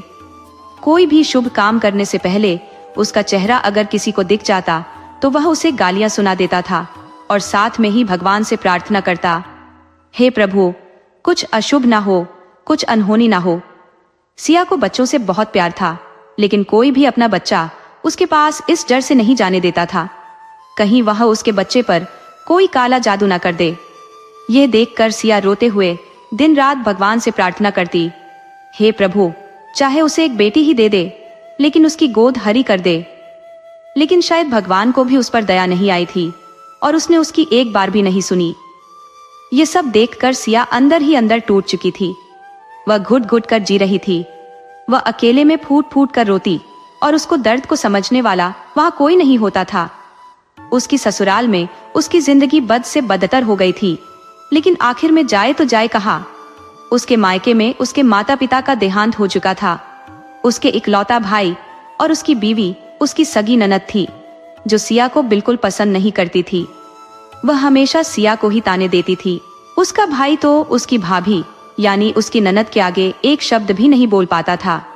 सारे अत्याचारों को सहते हुए सिया कभी कभी सोचती कि वह आत्महत्या करके अपनी जान दे दे। फिर वह सोचती कि आत्महत्या करना कोई रास्ता थोड़ी ना है। वह आत्महत्या करेगी तो उसके मरने या जीने से किसी को कोई फर्क नहीं पड़ेगा। लोग तो उल्टा उसे ही लांछन लगाएंगे ना। जब शादी के 22 साल बीत गए, सब लोगों ने पूरी तरह उम्मीद छोड़ दी थी कि सिया अब कभी मां नहीं बन पाएगी। सिया की सासू मां को अपने वंश चलाने की चिंता थी। वह कभी भी अपनी बहू को बर्दाश्त नहीं कर पा रही थी। किसी भी तरह वह अपने बेटे का दूसरा विवाह करवाना चाहती थी, लेकिन वह जानती थी इस समय दूसरा विवाह होना मुश्किल है, क्योंकि समाज में आटा साटा की प्रथा के तहत ही विवाह होता है। यानी अपनी बेटी दोगे तो दूसरे की बेटी लोगे, तो उसकी तो कोई ऐसी बेटी भी नहीं है जिसके बदले में वह बेटे का विवाह कर सके। ऊपर से उसके बेटे की उम्र भी काफी ज्यादा हो चुकी थी, इसलिए कोई भी अपनी बेटी उसे नहीं देना चाहेगा। आखिरकार उसने एक रास्ता निकाला, जो अपने सबसे छोटे देवर यानी सिया का सबसे छोटा काका ससुर था। उसके 5 बेटियां थी। उसकी आर्थिक स्थिति बिल्कुल ठीक नहीं थी, इसलिए सिया की सास ने उन्हें लालच दिया, अगर वह अपनी एक बेटी का विवाह रामोतार के विवाह के बदले कर दे तो उसका सारा खर्चा वह उठाएगी। उसके देवर को भी जो यह लालच ठीक लगा, क्योंकि वैसे भी उसकी आर्थिक स्थिति ठीक नहीं थी और ना ही उसके कोई बेटा था जिसके बदले में अपनी बेटियों को देता। इसलिए उसने यही ठीक समझा और आखिरकार उसने हाँ कर दी। जब उसकी बेटी जमुना के लिए गणेश का रिश्ता देखा गया तो जमुना के माता पिता को भी गणेश काफी पसंद आया था, क्योंकि गणेश की उम्र ज्यादा नहीं थी। ऊपर से देखने में गणेश सुंदर था और आर्थिक स्थिति भी जमुना के माता पिता के ही आसपास थी। इसलिए उन लोगों ने खुशी खुशी हाँ कर दी, क्योंकि वैसे भी जमुना का विवाह उनकी तरफ से मुफ्त में होने वाला था। सारा खर्चा रामोतार और उसके माता पिता उठा रहे थे और आखिरकार रामोतार का रिश्ता सुकन्या के साथ तय हो गया। जब सिया ने यह बात सुनी तो वह बहुत रोई। रामोतार से हाथ जोड़कर प्रार्थना की कि वह दूसरी शादी ना करे, चाहे वह उसे नौकरानी बनाकर रखे, वह नौकरानी बनकर रह लेगी, लेकिन उसके जीते जी कोई सौतन ना लेकर आए। लेकिन रामोतार ने उसकी एक नहीं सुनी। दूसरी शादी के बारे में सोचकर सिया के मन में न जाने कैसे कैसे ख्याल आने लगे। वह सुकन्या से नफरत करने लगी। उसके मन में सुकन्या के प्रति जलन के भाव बढ़ गए, क्योंकि हर औरत की तरह सिया भी नहीं चाहती उसके पति को दूसरी औरत यानी उसकी सौतन आए। इसलिए हर औरत की तरह वह अपनी सौतन को बिना देखे उससे नफरत करने लगी थी। वह जानती थी उसकी सौतन के आने के बाद उसकी घर में कुत्ते बिल्ली के बराबर भी इज्जत नहीं रहेगी। पहले ही उसकी सासू माँ और उसका पति तो उसकी इज्जत नहीं करता, उसके बाद तो उसकी जिंदगी और बदतर हो जाएगी। लेकिन वह कर भी क्या सकती थी। वह मन ही मन सुकन्या को गाली देती और उसे सुकन्या के प्रति नफरत दिन पर दिन बढ़ती जा रही थी। जब वह सबके मुंह से सुकन्या की खूबसूरती के बारे में सुनती तो वह अंदर ही अंदर कुढ़ती रहती। लोग कहते, रामोतार की दूसरी बीवी तो किसी लक्ष्मी से कम नहीं है, देखने में इतनी सुंदर है कि स्वर्ग की अप्सरा भी फेल हो जाए। मोने, ये सुनकर सिया के तन मन में आग लग जाती। सिया का मन करता कि वह उबलता हुआ तेल ले जाकर सुकन्या के चेहरे पर डाल दे, जिससे उसका सारा रूप छिन जाए। उसका मन करता वह सुकन्या को जान से मार दे, उसकी सौतन बनकर इस घर में जो आना चाहती है। रामोतार की शादी के दिन नजदीक आए तो उसकी सास ने उसे साफ मना कर दिया कि वह कभी भी भूलकर भी शादी के कार्यक्रमों में भाग ना ले, क्योंकि वह एक मनहूस है। सिया सारा काम करती घर का, लेकिन जब शादी की रस्में शुरू होती तो वह जो पिछवाड़े में बनी एक कोठरी में बंद हो जाया करती थी। बस कोठरी में अब उसके रहने का स्थान था, क्योंकि रामोतार का जब से दूसरा रिश्ता तय हुआ था तब से उसकी सास ने उसका सारा सामान पीछे की कोठरी में डाल दिया था और रामोतार तो उसको मिलने और बोलने पर भी उसको मना कर दिया था। सिया सारा दिन उस कोठरी में घुटती रहती, लेकिन आज जब सुकन्या दुल्हन बनकर आई तब सिया के अंदर उसके प्रति ज़हर बढ़ चुका था। वह चाहती थी कि वह अपनी सौतन की एक झलक तो देख कर आए, जिसने उसके घर को उजाड़ने के बारे में सोचा है। वह देखे तो सही कि ऐसी कैसी सुंदरी है जिसकी सब तारीफ करते नहीं थकते। इसलिए वह बहाना बनाकर आखिरकार सुकन्या को देखने चली गई। सुकन्या को जब उसने देखा तो उसकी सास ने उसे लताड़कर वहां से भगा दिया। सीधा वहां से सिया अपनी कोठरी में आ गई। उसकी आंखों के सामने बार बार सुकन्या का जो मासूम चेहरा घूम रहा था, उसे अपने आप पर गुस्सा आने लगा। आज तक उसने सुकन्या को कितनी गालियां दी, कितना भला बुरा चाहा उसका, कितना जहर भरा था उसके प्रति उसके मन में। ये सोचकर ही पल भर में उसकी मनोस्थिति बदल गई। उसे सुकन्या पर दया और करुणा के भाव आने लगे। उसके मन में सुकन्या के प्रति ममता उमड़ आई। वह सोचने लगी, अरे मैं कितनी घटिया हूँ, जिसने एक मासूम बच्ची के प्रति ऐसी भावनाएं रखी, हमेशा उसका बुरा चाहा। सुकन्या को देखकर वह सोचने लगी, इसके माँ बाप कितने निर्लज्ज, बेशर्म है, जिसने अपनी मासूम बच्ची को इस नरक की आग में झोंक दिया। अभी खेलने कूदने की उम्र है इसकी, और उसे तो यह भी नहीं पता होगा कि शादी विवाह होता क्या है। बेचारी, उसकी जिंदगी तो जीते जी नरक बन जाएगी। जिस सुकन्या को वह दिन रात गालियां दिया करती थी, भगवान से उसके बुरे की कामना किया करती थी, आज उसी सुकन्या के बारे में सिया भगवान से प्रार्थना कर रही थी, हे भगवान, उस मासूम बच्ची की रक्षा करो। कैसे उसके माँ बाप ने उसे इस नरक में झोंक दिया, और कैसे घटिया हैं वो लोग जो ये बिना देखे कि अभी बच्ची की उम्र ही क्या है, अपने स्वार्थ के वशीभूत होकर उसे दुल्हन बनाकर अपने घर ले आए। सिया को सुकन्या की चिंता सता रही थी। चाहे वह माँ बन सकी हो या नहीं, लेकिन आज पता नहीं क्यों सुकन्या के प्रति उसके दिल में प्यार उमड़ आया। तभी उसे अपनी तरफ रामोतार आता हुआ दिखाई दिया, तो सिया झट से उठकर उसके पास गई और बोली, अजी, मुझे तुमसे कुछ बात करनी है। ये सुनकर रामोतार गुस्से में उसे घूरता हुआ बोला, क्या कहना है? ये सुनकर सिया डरते हुए बोली, अजी, मैंने सुकन्या को देखा है, अभी बहुत छोटी है। मैं तुमसे ये कहना चाहती हूँ कि वो छोरी के साथ कुछ भी गलत ना करने की सोचना। खेलने कूदने की उम्र में विवाह कर दिया बेचारी का, उसे तो विवाह का अर्थ भी नहीं मालूम। ये सुनकर रामोतार गुस्से में बोला, मेरे को तो पहले ही पता था तेरे अंदर उसके प्रति कितनी जलन है, और जब तेरे से कोई बस न चला तो लगी चिकनी चुपड़ी बातें करने आकर मेरे सामने। ये सुनकर सिया बोली, मैं मानती हूँ कि तेरी दूसरी शादी से मुझे बिल्कुल भी खुशी नहीं थी। मुझे सुकन्या से शुरू से ही जलन थी, लेकिन मेरे को तब तक यह नहीं पता था वह कैसी है। आज जब उसे देखा तो मेरा दिल भर आया।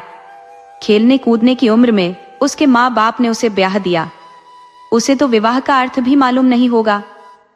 यह सुनकर रामोतार गुस्सा हो गया और बोला, तू मेरे को सही गलत का फर्क समझाएगी? खुद तो मेरे को एक बच्चा भी नहीं दे सकी और मेरे को समझाएगी, बांझ कहीं की। और कान खोलकर सुन ले, बांझ औरत, आज के बाद तेरे मुंह से कुछ भी उल्टा सीधा निकलना नहीं चाहिए। अगर तू इस घर में है तो सिर्फ मेरी वजह से। अगर माँ को कुछ भी पता चल गया तो तुझे धक्का मारकर इस घर से निकाल देगी, समझी? तब सिया बोली, लेकिन मेरी बात तो सुनो। तब रामोतार बोला, बिल्कुल चुप, मेरा माथा ना खराब कर। अगर मेरा माथा सटक गया ना तो तेरे को जिंदा ही जमीन में दफना दूंगा। ये कहकर रामोतार गुस्से में वहां से चला गया। सिया उसे जाते देखती रही। उसकी समझ में आ चुका था कि रामोतार को समझाने से कोई फायदा नहीं है, क्योंकि अगर उसे समझाना ही होता तो वह मासूम सुकन्या को देखकर उसकी समझ में अपने आप आ जाता। जब अपने रिश्ते के लिए उसके घर गया था, उस मासूम को देखकर मना कर देता, लेकिन वह तो खुद ही एक घटिया इंसान है। अपनी हवस और अपने स्वार्थ के वशीभूत होकर उसने उस मासूम से विवाह किया। सिया का दिल बैठा जा रहा था। यही हाल उधर सुकन्या की माँ जानकी का था। जैसे जैसे शाम हो रही थी, वैसे वैसे सिया की बेचैनी कभी इधर कभी उधर बढ़ रही थी और वह टहल रही थी। उसे समझ नहीं आ रहा था आखिर में क्या करे, क्योंकि वह जानती थी आज उस मासूम की जिंदगी को अगर वह नहीं बचा पाई तो अपने आप को कभी माफ नहीं कर पाएगी। लेकिन वह ऐसा क्या करे जिससे उस मासूम की जिंदगी बच जाए? अगर उस मासूम के साथ आज कुछ गलत हो गया तो पता नहीं उसके जीवन पर क्या प्रभाव पड़ेगा।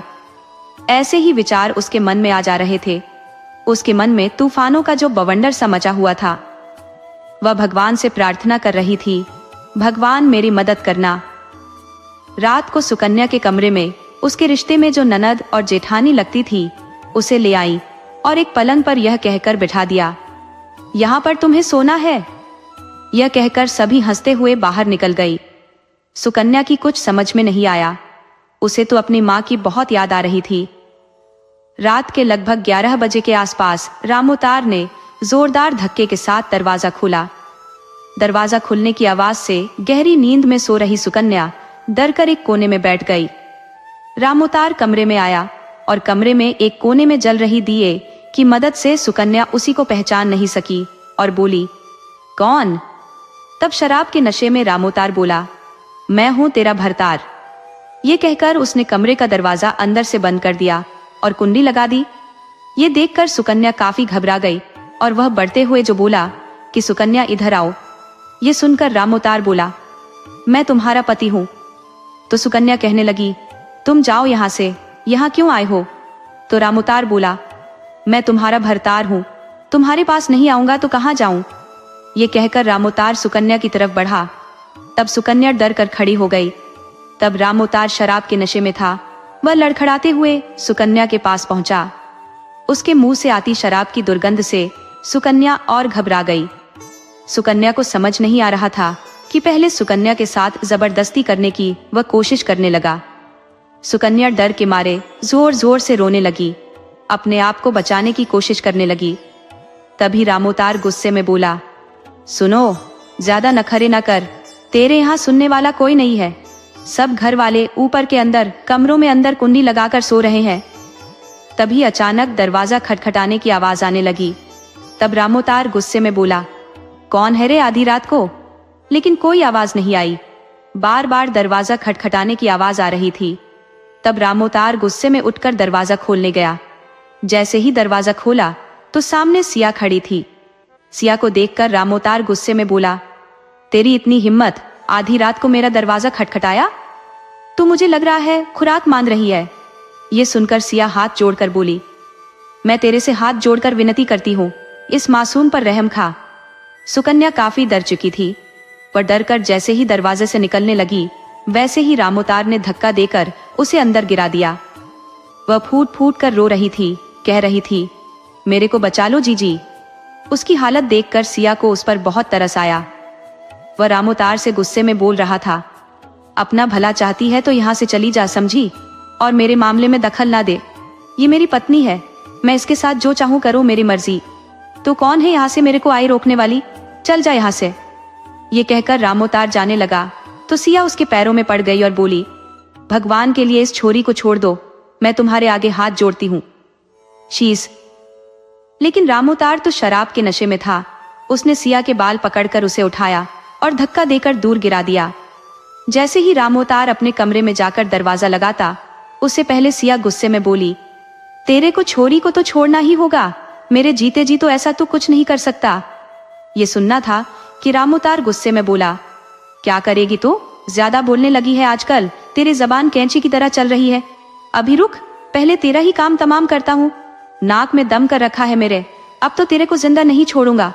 ये कहकर जैसे ही रामोतार उसे मारने के लिए आगे बढ़ा, वैसे ही सिया ने पास में पड़ा हुआ एक मोटा सा डंडा उसके सिर पर दे मारा। डंडा मारने की वजह से रामोतार के सिर से खून का फव्वारा फूट पड़ा। वह जमीन पर गिर पड़ा। ये देखकर सुकन्या बहुत घबरा गई, लेकिन सिया ने उसका हाथ पकड़ा और बोली, चल यहाँ से। और ये कहकर उसे भगाकर अपनी कोठरी में ले आई। तब सुकन्या रोते हुए बोली, जीजी, मेरे को बचा लो, मेरे को बहुत डर लग रहा है, मेरे को बचा लो जीजी। तब सिया ने कुछ सोचा और जल्दी से कुछ सामान एक कपड़े की पोटली में बांधा और बोली, अगर तेरे को इन लोगों से बचना है तो चल मेरे साथ। ये सुनकर सुकन्या डरते हुए बोली, लेकिन कहाँ? तब सिया बोली, ये बात करने का समय नहीं और ना ही सवाल जवाब करने का है। मैं तुझे बचाने के लिए जो मैंने उसको मारा है, ना चाहते हुए भी उसके सर में डंडा पड़ा है, लेकिन मैं क्या करती? अब अगर लोगों को पता चल गया तो हम दोनों को छोड़ेंगे नहीं, चलो मेरे साथ। ये कहना था कि सुकन्या बोली, हाँ जीजी, मेरे को बहुत डर लग रहा है। यह सुनकर सिया ने उसे गले लगा लिया और उसका हाथ पकड़कर रात के अंधेरे में उसे वहां से लेकर भाग निकली। सभी रिश्तेदार और घर वाले जाग गए, सभी इकट्ठा हो गए, सभी रामोतार को लेकर जो परेशान हो गए। रामोतार को तुरंत अस्पताल पहुंचाया गया। सभी लोग आपस में कानाफूसी कर रहे थे, आखिर में रामोतार के ऊपर किसने हमला किया होगा? सुकन्या वह कहाँ है? किसी की कुछ समझ में नहीं आ रहा था। अब इलाज के बाद रामोतार को होश आया तो उसने सारी बात बताई। उसकी बात सुनकर सभी लोग हैरान हो गए। कोई सोच भी नहीं सकता था कि सिया अपनी सौतन को बचाने के लिए ऐसा कर सकती है, अपने ही पति पर हमला कर सकती है। सारी सच्चाई जानने के बाद रामोतार की मां गुस्से में तिलमिला उठी। तभी वहां पुलिस आ गई। उनके साथ डॉक्टर भी थे। डॉक्टर ने पुलिस को बताया कि इनके सिर पर गहरे चोट के निशान थे और काफी खून भी बह रहा था। ऐसे में हमें ऐसा लगा शायद किसी ने इनके ऊपर जानलेवा हमला किया है, लेकिन इसके घर वालों को इस बारे में कुछ पता नहीं है। इसकी हालत को देखकर हमें लगा कि हमें पुलिस केस है तो पुलिस को सूचित करना चाहिए ताकि पुलिस सच्चाई का पता कर सके। जब पुलिस ने रामोतार से सवाल जवाब किए तो रामोतार बोला, मैं रात को प्यास लगी थी तो पानी पीने के लिए निकला और अचानक ही किसी चीज से मेरा पैर टकरा गया और मेरे मुंह के बल जो मैं गिर गया, जिससे मुझे चोट लग गई। पुलिस जब रामोतार का बयान लेकर चली गई तब रामोतार की मां ने उसे अकेले में पूछा, बेटा मुझसे झूठ क्यों बोला? पुलिस को उन दोनों के बारे में क्यों नहीं बताया? रामोतार की मां गुस्से में कह रही थी तो रामोतार बोला, मां, पुलिस को बताने से हम लोगों की मुश्किलें बढ़ जाती, ये भी हो सकता है कि हमें जेल हो जाती। तब रामोतार की मां ने गुस्से में कहा, हमें जेल क्यों होती? तब रामोतार ने बताया, मां, सुकन्या की उम्र बहुत कम है।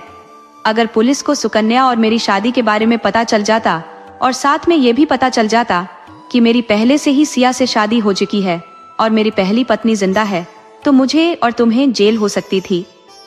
तभी वहां सुकन्या के पिता भीमा और गणेश दौड़ते हुए आए। भीमा और गणेश को देखकर रामोतार की मां उन्हें गालियां देने लगी। वह बोली, तेरी छोरी को एक दिन भी नहीं हुआ मेरे यहाँ आए और रंग दिखा दिया। यही संस्कार दिए हैं अपनी छोरी को तुम लोगों ने। हम दोनों ने तो भला खानदान समझा था, इसलिए संबंध जोड़ा। हमें क्या पता था लोगों का खानदान कितना गिरा हुआ है इन लोगों का। ये सुनकर भीमा हाथ जोड़कर बोला, माफ करना समधिन जी, लेकिन मेरी छोरी नादान है। उस सिया के बहकावे में आकर उसके साथ कहीं भाग गई। नहीं, मेरी छोरी ऐसा नहीं कर सकती। मैं और गणेश पूरी कोशिश करेंगे उसको ढूंढने की। आगे से शिकायत का कोई मौका नहीं मिलेगा और आखिरी गलती समझकर और पहली गलती समझकर उसे माफ कर दो।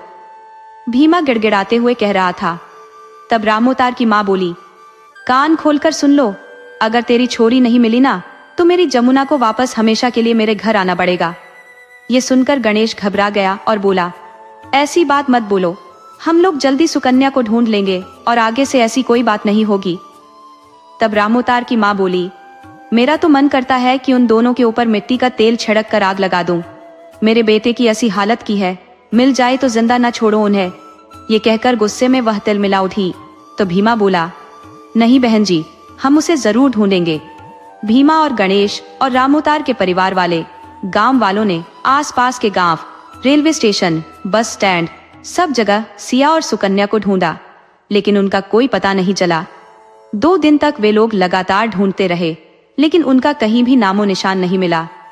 उधर जब सुकन्या की मां जानकी को यह खबर मिली तो उसे एक बार तो मन ही मन खुशी हुई कि उसकी बेटी उस नरक से बच गई। फिर वह यह सोचकर उदास हो गई, पता नहीं अब उसकी बेटी किस हाल में होगी। वह भगवान से प्रार्थना करने लगी कि उनकी बेटी जहां भी हो सही सलामत हो, वह फिर से इन राक्षसों के हाथ ना लग जाए, नहीं तो ये लोग उन्हें पता नहीं क्या करेंगे। वह भगवान से प्रार्थना करती रही। भीमा जब घर आया तो पहले से ही बौखलाया हुआ था। जानकी को देखकर वह गुस्से में उसके साथ मारपीट करने लग गया और बोला, तेरे को बड़ा भूत चढ़ा था ना भगाने का। देख तेरी छोरी आज कैसा नाम रोशन करके गई है। मेरे को तो लग रहा है ये सब कुछ तेरा ही किया धरा है। तेरे नहीं उसके कान भरे होंगे, वह मेरी नाक कटवाकर यहाँ से भाग जाए। ये कहकर वह जानकी से मारपीट करने लगा। तब जानकी रोते हुए कहने लगी, अजी मेरा विश्वास करो, मेरा कुछ किया धरा नहीं है और ऐसा कुछ न सुकन्या से कहा मैंने। मैं तो बाबा की सौगंध खाकर कहती हूँ, मैंने ऐसा कुछ नहीं कहा। लेकिन भीमा कहाँ कुछ सुनने वाला था। वह तो अपना सारा गुस्सा जानकी से मारपीट करके निकालना चाहता था। तभी दौड़ती हुई जमुना आई और उसने आकर अपनी सास को बचाया। इस घटना के कुछ दिन बाद भी सुकन्या और सिया का कोई पता नहीं चला। तब एक दिन रामोतार और उसकी माँ कुछ लोगों के साथ भीमा के यहाँ आ धमके। उन्हें आया देखकर सब लोग हैरान और परेशान हो गए।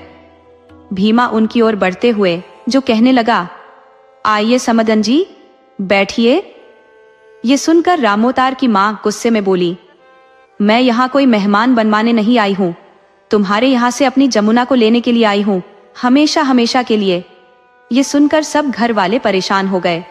ये कहकर रामोतार की माँ ने रामोतार से कहा, जा बेटा जमुना को ले आ, और हाँ ये लो।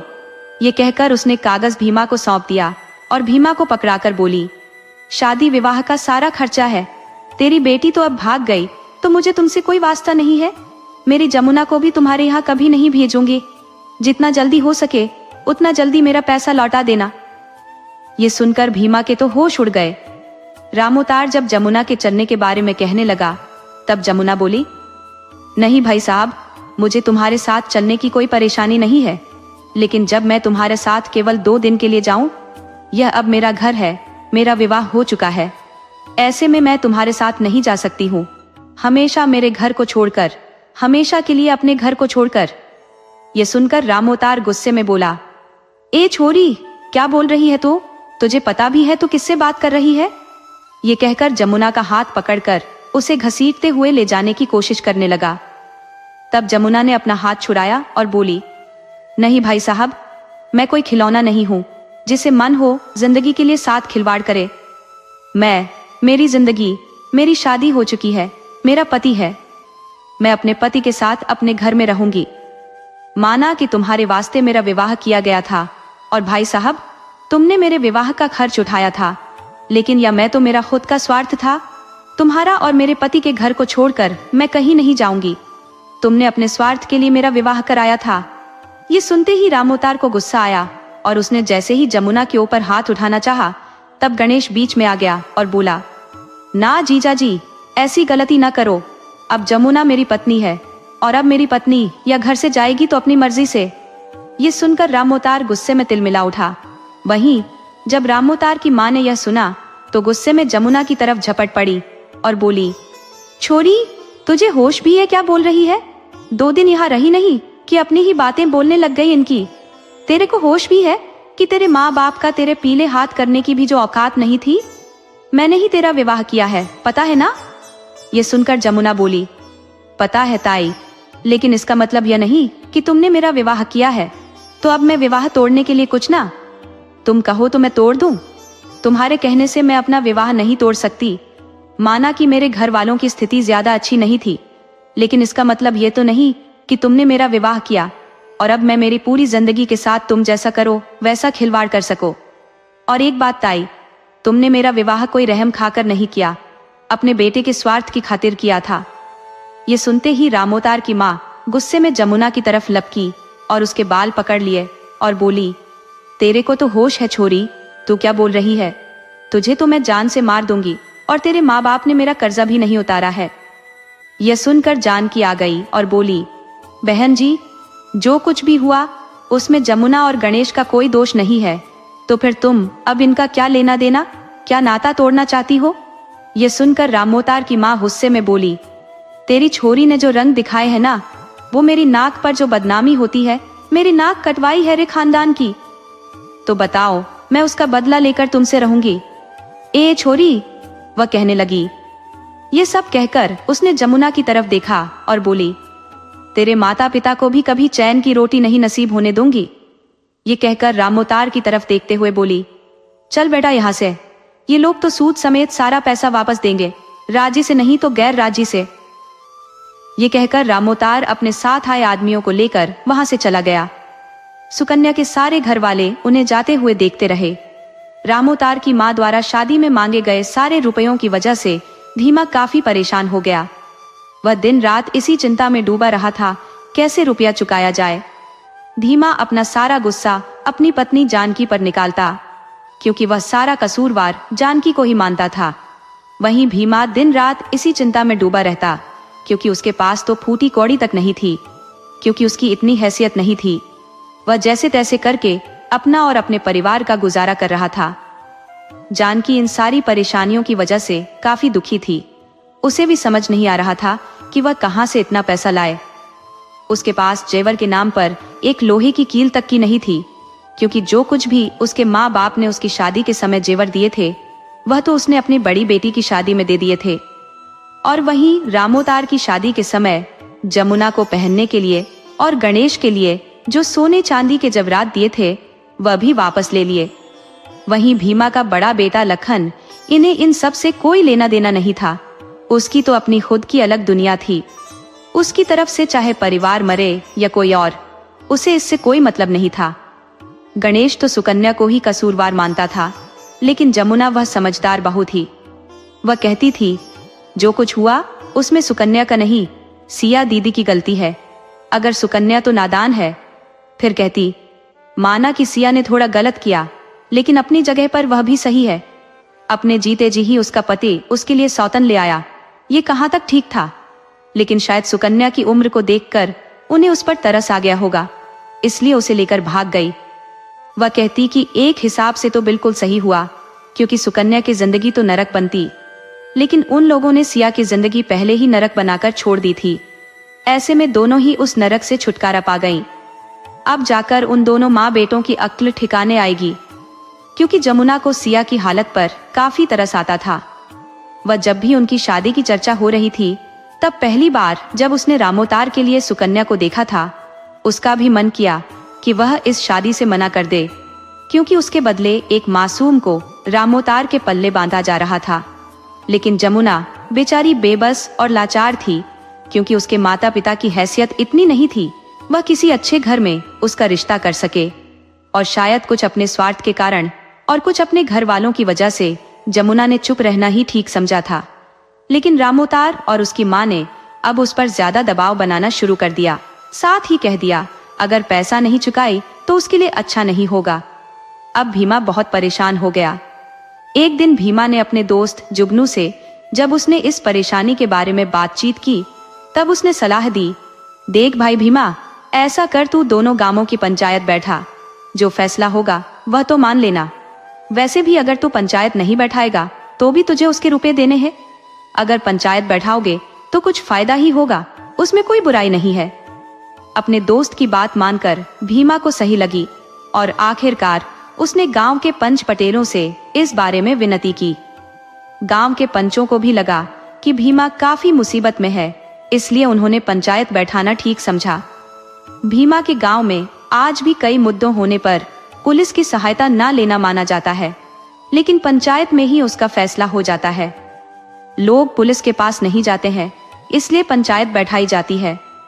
आखिरकार गांव के पंचों ने आपस में बातचीत करके एक कागज लेकर रामोतार के पास और उसके गांव के पंच पटेलों के पास भेजा। कागज पाकर रामोतार गुस्सा हो गया और अपनी माँ से बोला, देख माँ, ये लोग पंचायत बिठाना चाहते हैं और मैं भी तो देखूं पंचायत क्या करती है। फूटी कौड़ी नहीं छोड़ेंगे अब उन पर।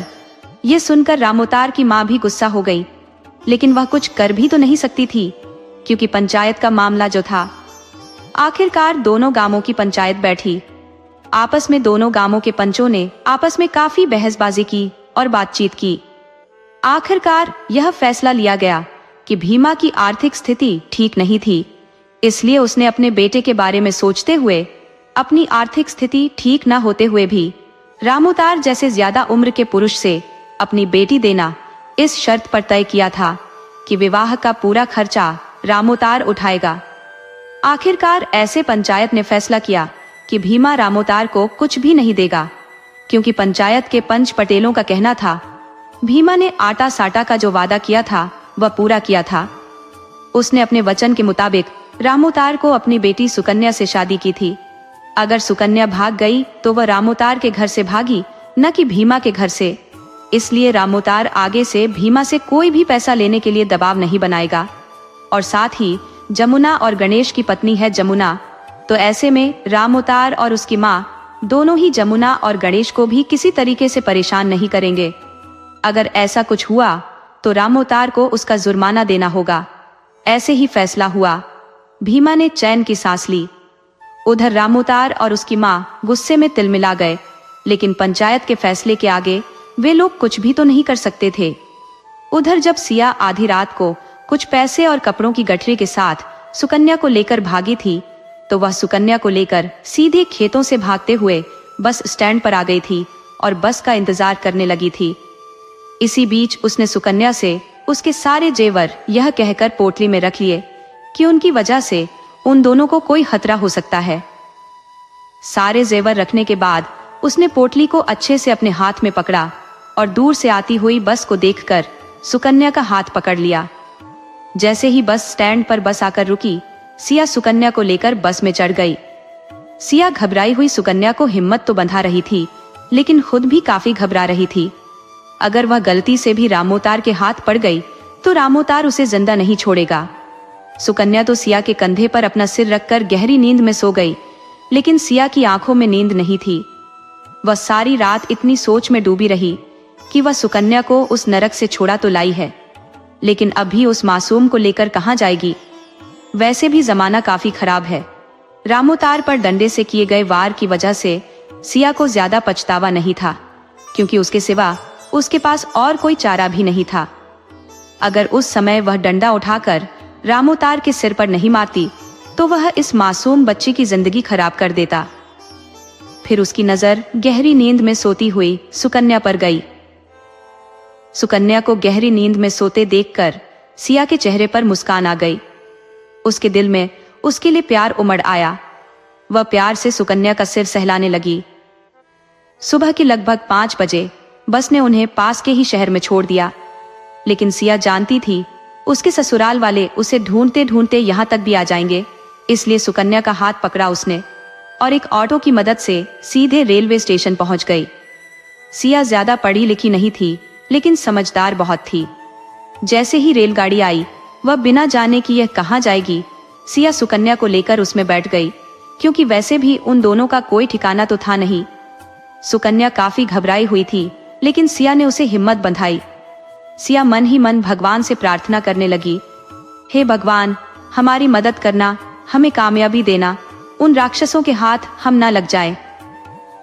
लगभग रात के 12 बजे उस रेलगाड़ी ने एक बड़े शहर में जाकर उनको छोड़ा। सुकन्या का हाथ पकड़कर सिया गाड़ी में से उतर गई। बड़ा रेलवे स्टेशन होने की वजह से दोनों को ज्यादा डर नहीं लगा।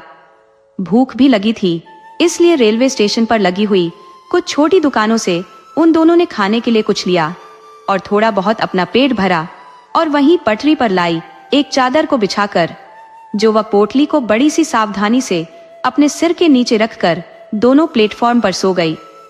सुबह जब उनकी आंख खुली तो आशियाने की खोज में दोनों निकल पड़ी। अब सिया को ज्यादा डर नहीं लग रहा था। रामोतार और उसके साथी यहाँ तक उन्हें ढूंढने नहीं आ पहुंचेंगे। जहां तक सिया को समझ आ रहा था, वह जानती थी रामोतार कैसे भी करके यहाँ इतनी दूर उन्हें ढूंढ नहीं सकता। अब वह रामोतार की तरफ से निश्चिंत थी। अब उसे चिंता थी तो अपने लिए आशियाना खोजने की। दोपहर होने को आई, लेकिन उसे समझ नहीं आ रहा था आखिर इतने बड़े शहर में जाए तो कहाँ जाए। उनका अपना कोई था नहीं। थक कर वो दोनों वहीं एक मंदिर की सीढ़ियों पर बैठ गई और मंदिर की सीढ़ियों पर बैठ गए। सोचने लगी कि अब क्या किया जाए उन्होंने, लेकिन उन्हें ऐसा कोई ठिकाना भी तो नहीं मिला जहां वे दोनों रह सके। और इसी सोच में वह दोनों बैठी हुई थी। धीरे धीरे शाम होने को आई। दोपहर से बैठी सिया सामने एक पूजा का सामान बेच रही औरत को काफी देर से देख रही थी, जो अपने 2 बच्चों के साथ पूजा का सामान बेच रही थी। उसकी एक बेटी जो लगभग 4 साल की थी, दूसरा बेटा जो लगभग 2 साल का था। वे दोनों बच्चों को संभालने के साथ साथ पूजा का भी सामान बेच रही थी। उसकी मुस्कुराहट और ग्राहकों से अच्छे बर्ताव को देखते हुए सिया को पता नहीं क्यों उस औरत पर विश्वास होने लगा। वह उठी और उस औरत के पास गई। उस औरत ने जैसे ही सिया को देखा, वह बोली, हाँ दीदी, बोलो, कितने की पूजा की थाली दे दूं आपको? ये सुनकर सिया कुछ नहीं बोली। तब वह औरत फिर से बोली, क्या हुआ दीदी? तब सिया कहने लगी, मुझे पूजा की थाली नहीं चाहिए, मुझे तुमसे मदद चाहिए। यह सुनकर वह औरत हैरानी से सिया की तरफ देखने लगी और बोली, कैसी मदद? मेरी कुछ समझ में नहीं आया। ये सुनकर सिया बोली, मैं, और सुकन्या की तरफ देखते हुए बोली, और मेरी बहन इस शहर में परदेसी है, हमारा कोई ठिकाना नहीं है। अगर आपकी बड़ी मेहरबानी होगी, हमारी और मेरी बहन को कोई ठिकाना बता दो। ये सुनकर वह औरत थोड़ी सोच में डूब गई, फिर परेशान होते हुए बोली, वैसे आप इस शहर में नए हैं, कुछ काम था या ऐसे ही आई है? ये सुनकर सिया सोच में डूब गई और फिर बोली, तुमसे छुपाना नहीं है बहन, बात यह है, मेरी बहन है वह, और हम दोनों का इस दुनिया में कोई नहीं है, एक भाई को छोड़कर। लेकिन भाई भाभी को तो हमसे कोई मतलब नहीं है। शादी को बहुत साल बाद भी मेरे कोई औलाद नहीं हुई तो मेरी सास और पति ने अपने वंश को चलाने के लिए दूसरा विवाह करने की सोचने लगे। मेरे को काफी दुख हुआ, काफी समझाया, लेकिन कोई मेरी सुनने को तैयार नहीं था। मेरे पति की गलत नजर मेरी बहन पर थी और मेरी सास भी यही चाहती थी। मैंने समझाया कि अभी बहन मासूम है, उम्र में कितनी छोटी है। मैंने पति को भी समझाया, वह तेरी बेटी की उम्र की है। लेकिन मेरी बहन को कम उम्र में और रूप को देखकर वह अपने स्वार्थ के वशीभूत होकर पगला गया और कुछ सुनने को तैयार नहीं था। फिर हम दोनों ने की, कुछ भी समझ में नहीं आया और हमारी मदद करने वाला और सुनने वाला वह कोई नहीं था। हम लोग अकेले थे, इसलिए पहले कि वह मेरी बहन की जिंदगी बर्बाद करता, मैं अपनी बहन को लेकर वहां से भाग कर आ गई हूँ। मैं कोई भी काम धंधा कर लूंगी बहन, अपनी बहन के साथ गुजारा कर लूंगी। आपकी बड़ी मेहरबानी होगी, मेरी मदद करो। कुछ झूठ और कुछ सच कहकर सिया ने उसके सामने हाथ जोड़ दिए। तब यह औरत बोली, आप हाथ मत जोड़िए। फिर बोली, आप लोग कुछ देर बैठिए, जैसे ही 7 बजेंगे मैं दुकान बंद करके घर जाऊंगी, तब आप मेरे साथ चलना। 7 बजे ही मंदिर खुलता है। 7 बजे तक, उसके बाद मंदिर के पट बंद हो जाते हैं। उस औरत की बात सुनकर सिया और सुकन्या को उम्मीद की एक किरण जगी और दोनों के चेहरे पर मुस्कान आ गई। फिर सिया ने कुछ रुपए का प्रसाद लिया और सुकन्या के साथ मंदिर में माथा टेकने चली गई। वह भगवान से प्रार्थना करने लगी, हे भगवान, आज हमारी मदद करना। और जैसे ही शाम के 7 बजे, वैसे ही मंदिर के पट संध्या आरती के बाद बंद हो गए और सभी दुकानें बंद होने लगी। उस औरत के साथ सिया और सुकन्या उसके घर की तरफ चल दी। सुकन्या और सिया दोनों ही उस औरत के घर आ गई। उस औरत ने रास्ते में बताया कि उसका नाम मालती है। वह और उसका पति दिनेश 6 साल पहले अपने गांव से भागकर आए थे। उन दोनों ने प्रेम विवाह किया था। दोनों उस समय इस शहर में नए थे। दोनों के पास रहने का ठिकाना और काम धंधा भी नहीं था। तब उस औरत ने बताया कि हमारी कच्ची बस्ती में रहने वाली कम्मू चाची ने ही हमारी मदद की थी। कम्मू चाची किराए पर घर दिलवाने का काम करती है, इसके बदले कुछ कमीशन लेती है। आपको भी घर वहीं दिलवा देंगी, साथ में आपको कुछ कमीशन देना पड़ेगा। कम्मू चाची ने मेरे पति को चौकीदार की जॉब दिलवाई और मेरे को भी काम धंधा उसी ने लगवाया था। वह आपको घर दिलाने के साथ साथ काम धंधा लगवाने में भी जरूर मदद करेगी। फिर मालती ने बताया, शुरुआत में तो उसका पति चौकीदारी करने का काम करता था और वह बस्ती की ओर महिलाओं के साथ शहर की कुछ अमीर लोगों के यहाँ झाड़ू पोछा, बर्तन और खाना बनाने का काम करती थी। लेकिन जब उसके 2 बच्चे पैदा हुए, तब से उसे इतना समय नहीं मिल पाता। इसलिए उसका पति तो रात को 9 बजे खाना खाकर अस्पताल के बाहर चौकीदारी करने चला जाता है और सुबह 9 बजे आता है। और वह घर का सारा काम करने के बाद दोनों बच्चों को लेकर मंदिर के पास लगी अपनी छोटी सी पूजा के सामान की दुकान पर आ जाती है। उसके पति को महीने के 10,000 मिलते हैं और लगभग महीने के 8,000 पूजा के सामान बेचकर वह कमा लेती है। जैसे तैसे उनका गुजारा चल रहा है, लेकिन फिर भी वे लोग खुश हैं। ये सब बातें करते करते दोनों को लेकर मालती अपने घर पहुंच गई। उसका घर कच्ची बस्ती में था, जहां अधिकतर 3 टप्पर के छोटे छोटे गलियों में घर बसे थे। अपने घर लाकर जैसे मालती ने दरवाजा खटखटाया, दरवाजा उसके पति दिनेश ने खोला। दिनेश हैरानी से दोनों को देखने लगा। फिर मालती ने सुकन्या और सिया से अपने पति का परिचय कराया। तब दिनेश ने दोनों को हाथ जोड़कर नमस्ते किया। फिर मालती दोनों के लिए अंदर से पानी ले आई। पानी पीने के बाद मालती ने अपने पति के पास अपने दोनों बच्चों को छोड़ा और सिया और सुकन्या को लेकर कम्मू चाची के यहाँ चली गई। कम्मू चाची एक 55 वर्ष की उम्र की महिला थी जो अकेली रहती थी। उनके पति की मौत बहुत साल पहले हो चुकी थी और उनके 2 नालायक बेटे दोनों अलग अलग होकर अलग अलग शहरों में जा बसे थे। अब कम्मू चाची अपना गुजारा चलाने के लिए दिन में सब्जियों का ठेला लगाया करती थी। बस्ती में आने जाने वाले लोगों को किराए पर घर बताकर कुछ कमीशन लेकर उससे अपना गुजारा किया करती थी। सिया और सुकन्या को देखकर कम्मू चाची ने प्यार से उन्हें बिठाया। तब मालती ने कम्मू चाची को सारी बात बता दी और यह दोनों कैसे आई हैं और इन्हें घर चाहिए। कम्मू चाची ने मुस्कुराते हुए सिया की तरफ देखा और कहा, घर तो मिल जाएगा, कोई परेशानी नहीं होगी बेटी। इस बस्ती में तुम लोगों को लेकिन मुझे मेरा कमीशन चाहिए। ये सुनकर सिया ने हामी में सिर हिला दिया और कम्मो चाची ने कुछ इधर उधर की बातें की। फिर उन्हें लेकर घर दिखाने चल दी। कम्मो चाची उन्हें लेकर एक कच्चे पक्के से बने घर में ले आई। घर क्या, एक कमरा था जो ईंटों से उसकी दीवार बनी हुई थी। ऊपर छत के नाम पर सीमेंट की टीन शेड उस पर पड़ी हुई थी। कम्मो चाची ने घर का ताला खोला, उसको अंदर ले गई। अंदर जाकर कम्मो चाची बोली, अभी तो यही घर खाली है, बस्ती के सब घर ज्यादातर ऐसे ही है। इसका मकान मालिक तो बाहर रहता है, मैं ही महीने का किराया ले लेती हूँ और जब वह किराया लेने आता है तो मैं उसे दे देती हूँ। सिया और सुकन्या के पास रहने का कोई ठिकाना नहीं था, इसलिए उन्हें घर बढ़िया ही लगा। सिया ने घर पसंद कर लिया। एक कमरा कच्चा पक्का था जिसके नीचे की छत खुदी हुई थी। ऊपर टीन शेड था। अगल बगल में ईंटों की चार दीवारी थी। पीछे की साइड एक दरवाजा खुलता था जिसमें एक गैलरी थी जो बिल्कुल खाली थी। उसके एक कोने में स्नान घर शौचालय बना हुआ था और एक चारपाई रखने लायक जगह खाली थी। कम्मो चाची ने बता दिया कि जो जगह खाली है यहीं पर रस्सी बांधकर अपने कपड़े सुखा लेना। सिया ने हाँ में गर्दन हिला दी।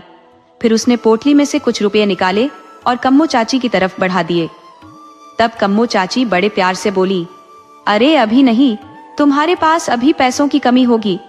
जब तुम लोगों के पास पैसे हो तब दे देना, अभी अपना घर का सामान खरीदने में पैसों की जरूरत पड़ेगी। कम्मो चाची की बात सुनकर सिया ने कहा, आप लोगों की बड़ी मेहरबानी जो हम बेसहारा को घर दिया। बड़ी मेहरबानी होगी अगर आप हमारे लिए कोई काम भी ढूंढ दे तो। ये सुनकर कम्मो चाची बोली, तू चिंता न कर, इस बस्ती की ज्यादातर औरतें आसपास के घरों में झाड़ू पोछा, बर्तन और खाना बनाने का काम करती है। तुम दोनों भी उनके साथ में ही काम कर लिया करना। ये सुनकर सिया बोली, ना चाची, मेरी बहन तो पढ़ेगी लिखेगी, मेरी बहन को तो दिन रात मेहनत करके मैं इसे पढ़ाऊंगी। कम्मो चाची मुस्कुरा दी और उन्होंने कोई जवाब नहीं दिया। फिर कम्मो चाची और मालती घर की चाबियां सिया और सुकन्या को देकर अपने घर चली गई। सुकन्या सिया के गले लग गई और फूट फूट कर रोने लगी, कहने लगी, दीदी आप मेरे को पढ़ाओगी, आपने मेरे को उस आदमी से बचाया, आपने मेरे को नई जिंदगी दी है। ये सुनकर सिया बोली, अरे पगली, तू मेरी बहन है, छोटी बहन, और बड़ी बहन का फर्ज होता है छोटी बहन का ध्यान रखना। तेरा ध्यान मैं नहीं रखूंगी तो और कौन रखेगा, पर मुझे भी तुझसे एक वचन चाहिए मेरी छोटी बहन। ये सुनकर सुकन्या बोली, कैसा वचन दीदी? तब सिया मुस्कुराते हुए बोली, यही सुकन्या कि तू दिन रात जो अच्छी मेहनत करेगी, पढ़ेगी लिखेगी और अपने पैरों पर खड़ी हो जाएगी और कुछ बनकर दिखा देगी जिससे तेरी बहन का सिर गर्व से ऊंचा हो सके। ये सुनकर सुकन्या बोली, दीदी मैं तुम्हारी उम्मीदों पर खरा उतरूंगी। फिर से सिया के गले लग गई और दोनों एक दूसरे के गले लगकर मुस्कुराने लगी। अब रात हो चुकी थी। रात का खाना मालती उनके लिए ले आई थी, क्योंकि कहने लगी, मालती कि अभी तुम्हारे पास खाने पीने का कुछ सामान नहीं है, मैं अपने यहाँ से खाना ले आई हूँ, तुम दोनों बहनें खा लो। खाना देकर जो मालती तो चली गई। दोनों बहनें खाना खाकर और पानी पीकर थोड़ी सी जगह साफ करके सो गई। सुबह जल्दी उठकर दोनों बहनें घर को अच्छे से साफ करती हैं। 9 बजे तक दोनों ने घर को अच्छे से साफ कर दिया और नहा धोकर कपड़े बदलकर तैयार होकर दोनों मालती के पास चली गई। सिया मालती से सुकन्या के दाखिले के लिए किसी अच्छे स्कूल के बारे में पूछती है। तब मालती कहती है, देखो दीदी, यहाँ जो पास में सरकारी स्कूल है उसकी तो हालत ऐसी है, पढ़ाई लिखाई तो चलती नहीं और शिक्षक सारा दिन बैठे रहते हैं। इसीलिए जिन लोगों की आर्थिक स्थिति थोड़ी अच्छी है वह अपने बच्चों को प्राइवेट स्कूल में पढ़ाते हैं, वह काफी अच्छा है। ये सुनकर सबसे पहले सिया मालती से पूछकर पास के ही एक प्राइवेट स्कूल में सुकन्या का दाखिला दिलाने के लिए जाती है। वहां पहुंचकर सिया सबसे पहले वहां के प्रिंसिपल को प्रणाम करके सुकन्या के दाखिले की बात करती है। सुकन्या की उम्र देखकर प्रिंसिपल कहती है कि सबसे पहले तो जो सवाल जवाब किए जाएंगे उसी आधार पर दाखिला दिया जाएगा। और फिर प्रिंसिपल अपने स्कूल के एक और टीचर को बुलाता है। वह टीचर सुकन्या से पहले उसका नाम पूछता है, तो सुकन्या पहले अच्छे से अपना नाम बताती है। फिर उसके द्वारा सुकन्या से कई सवाल जवाब पूछे जाते हैं। सुकन्या बड़े अच्छे तरीके से उनका जवाब दे देती है। सवाल पूछने के बाद प्रिंसिपल खुश होते हुए कहता है कि सुकन्या से पूछे गए सवालों के हिसाब से बच्ची पढ़ने में बहुत अच्छी है, इसे हमारी स्कूल में 8वीं क्लास में दाखिला मिल जाएगा। लेकिन आप जो हमारी साल भर की कुल फीस 20,000 रुपये है, आपको 1-2 दिन में 10,000 रुपये जमा करवाने होंगे। बाकी के पैसे आप बाद में जमा करवा सकती है, वार्षिक एग्जाम लगने से पहले। और 1-2 दिन के अंदर ही आप सुकन्या के लिए किताब, कॉपी, यूनिफॉर्म आदि खरीद कर उसे स्कूल भेज सकती है। प्रिंसिपल की बात सुनकर सिया यह कहकर जवाब देती है कि ठीक है, और दोनों घर लौटती है। सिया इस सोच में डूबती है कि पैसों का इंतजाम कैसे करेगी, क्योंकि उसके पास इतने ही रुपए बचे हैं जिनसे 1-2 दिन का खाने पीने का सामान आ सकता था। सिया को सोच में डूबे देखकर सुकन्या कहती है, दीदी, आप मेरी स्कूल की फीस के बारे में सोचकर दुखी मत हो दीदी। मेरा दाखिला आप इस सरकारी स्कूल में करवा दो, मैं वहां पढ़ लूंगी। ये सुनकर सिया कहती है, ना सुकन्या, मालती बता रही थी सरकारी स्कूल में पढ़ाई नहीं चलती। मैं तो तेरा दाखिला करवा कर ही रहूंगी, तू चिंता मत कर। मैं जैसे तैसे रुपयों का इंतजाम करके तेरा दाखिला अच्छे स्कूल में करवाऊंगी। ये सुनकर सुकन्या कहती है, नहीं दीदी, पढ़ाई करना मेरे ऊपर है। आप मेरा दाखिला सरकारी स्कूल में ही करवा दो। और वैसे भी गांव में मेरा दाखिला सरकारी स्कूल में ही था और सारे शिक्षक अच्छे से पढ़ाते थे। आप मेरा विश्वास कीजिए, मैं सरकारी स्कूल में भी अच्छे से पढ़ लूंगी। ये सुनकर सिया कहती है, ठीक है सुकन्या, इस साल तो मैं तेरा एडमिशन सरकारी स्कूल में करवा दूंगी, लेकिन पढ़ाई अच्छे से नहीं चली तो अगली बार तुम्हारा दाखिला प्राइवेट स्कूल में करवाऊंगी। तब तक मैं थोड़ा बहुत पैसा भी जमा कर लूंगी। ये सुनकर सुकन्या मुस्कुराते हुए कहती है, जी दीदी, ये बात आपकी बिल्कुल ठीक है। सुकन्या के कहने पर सिया सुकन्या को लेकर सरकारी स्कूल में उसका दाखिला कराने जाती है। वहां पर जब सरकारी स्कूल के प्रिंसिपल से बातें करती है, तब प्रिंसिपल एक टीचर को बुलाकर सुकन्या से कुछ सवाल पूछता है। सुकन्या अच्छे से उनका जवाब दे देती है तो प्रिंसिपल मुस्कुराते हुए कहता है कि सुकन्या तो पढ़ने में अच्छी है, इस हिसाब से तो इसका 8वीं क्लास में दाखिला हो जाएगा और हम इस पर अच्छे से ध्यान देंगे। आप चिंता मत कीजिए, आपकी बहन सरकारी स्कूल में भी अच्छे से पढ़ाई करेगी। सरकारी स्कूल भी कम नहीं होते हैं, लेकिन कुछ लोग दिखावे के चक्कर में अपने बच्चे को महंगे प्राइवेट स्कूलों में डाल देते हैं। जो कच्ची बस्ती के बच्चे हैं वह सरकारी स्कूल में ही आते हैं, मुश्किल से महीने में 1 या 2 दिन के लिए, जिसकी वजह से सरकारी स्कूल आगे नहीं बढ़ पाते और लोग यह कहकर बदनाम करते हैं कि यहाँ के टीचर मुफ्त में तनख्वाह लेते हैं, जबकि हर टीचर और सरकारी स्कूल ऐसा नहीं होता। आपकी बहन पर हमें अच्छे से ध्यान देंगे। प्रिंसिपल कहने लगा, देखना, वह एक ना एक दिन इस स्कूल का नाम रोशन करेगी। ये सुनकर सिया को भी खुशी हुई और उसने सुकन्या का दाखिला करा दिया। सिया उसे लेकर घर आ गई। सिया सोचने लगी, दाखिला तो उसने करवा दिया, लेकिन सुकन्या के लिए स्कूल ड्रेस और पढ़ने के लिए पेन कॉपी की जरूरत पड़ेगी, तो सिया के पास इतने पैसे नहीं थे। फिर उसने कुछ सोचा और अपने पर्स में रखी अपनी माँ के द्वारा दी गई अपनी शादी में कान की सोने की बाली निकाली और उन्हें लेकर सुकन्या को लेकर बाजार चली गई। बाजार में उसने सुनार के यहाँ अपनी बालियों को बेचा दिया, जिनके बदले उन्हें 20,000 रुपये मिले। उन रुपयों से उसने सुकन्या के लिए पेन कॉपी और पढ़ने की सामग्री, एक स्कूल ड्रेस और 2 जोड़ी रोज पहनने के लिए कपड़े खरीदे, 1 महीने का राशन खरीदा और घर आ गई। घर आकर उसने कम्मू चाची के यहाँ जाकर उसे महीने का किराया भी दे दिया और जो उसका कमीशन था वह भी दे दिया। कम्मू चाची किराया पाकर काफी खुश हुई। अब सिया के पास कुछ ही रुपए बचे थे, जिन्हें उसने संभाल कर रख लिया। कम्मू चाची ने सिया के लिए एक काम भी खोज लिया था। बस्ती की महिलाओं के द्वारा बताए अनुसार उनसे आसपास के कुछ घरों में खाना बनाने और झाड़ू पोछा, बर्तन का काम मिला था। काम के बारे में सुनकर सिया बहुत खुश हुई। दूसरे दिन सुबह उसने सुकन्या को जल्दी जगाया और घर का सारा काम जल्दी ही करके सुकन्या से यह कहकर कि तुम स्कूल चली जाना और मैं अपने काम पर जाने के लिए तैयार होने लगी। सुकन्या उठी और उसके गले लगते हुए बोली, दीदी, मेरा मन है कि मैं खूब मन लगाकर पढ़ाई करूंगी। आप बहुत अच्छी दीदी हो जो मेरा इतना ध्यान रखती हो। ये सुनकर सिया मुस्कुरा दी और कहने लगी, मेरी बहना, तू अच्छे से पढ़ाई करना, यही तो मैं चाहती हूँ। और यह कहकर सिया अपने काम पर चली गई। अब सुकन्या रोज स्कूल में जाती और मन लगाकर पढ़ाई करती। वहीं सिया भी अपने काम पर चली जाती थी। सिया की कोशिश रहती कि वह ज्यादा से ज्यादा पैसा बचाकर जमा कर सके, जिससे सुकन्या की पढ़ाई में काम आए। धीरे धीरे समय गुजरने लगा। उन दोनों की जिंदगी पटरी पर आने लगी। अब यही उनकी जिंदगी थी। कम्मो चाची, मालती, बस्ती के कुछ लोग ही अब उनके सुख दुख के सब साथी थे, उनका परिवार था। सिया सुबह जल्दी घर का काम करके और खाना बनाकर काम करने चली जाती और शाम को 8 बजे तक काम करके लौटती। वहीं सुकन्या भी स्कूल जाती और मन लगाकर पढ़ाई करती। सिया सुकन्या का बहुत अच्छे से ख्याल रखती, यहाँ तक कि सुकन्या को खुद के कपड़े तक नहीं धोने देती थी। घर का कोई भी काम उसे नहीं करने देती थी। बस यही कहती थी, सुकन्या तो हमेशा मन लगाकर पढ़ाई किया कर। दोनों अपनी जिंदगी में खुश थी। यहाँ दोनों को कोई ऐशो आराम तो नहीं था, लेकिन मन को सुकून था, मन को चैन था।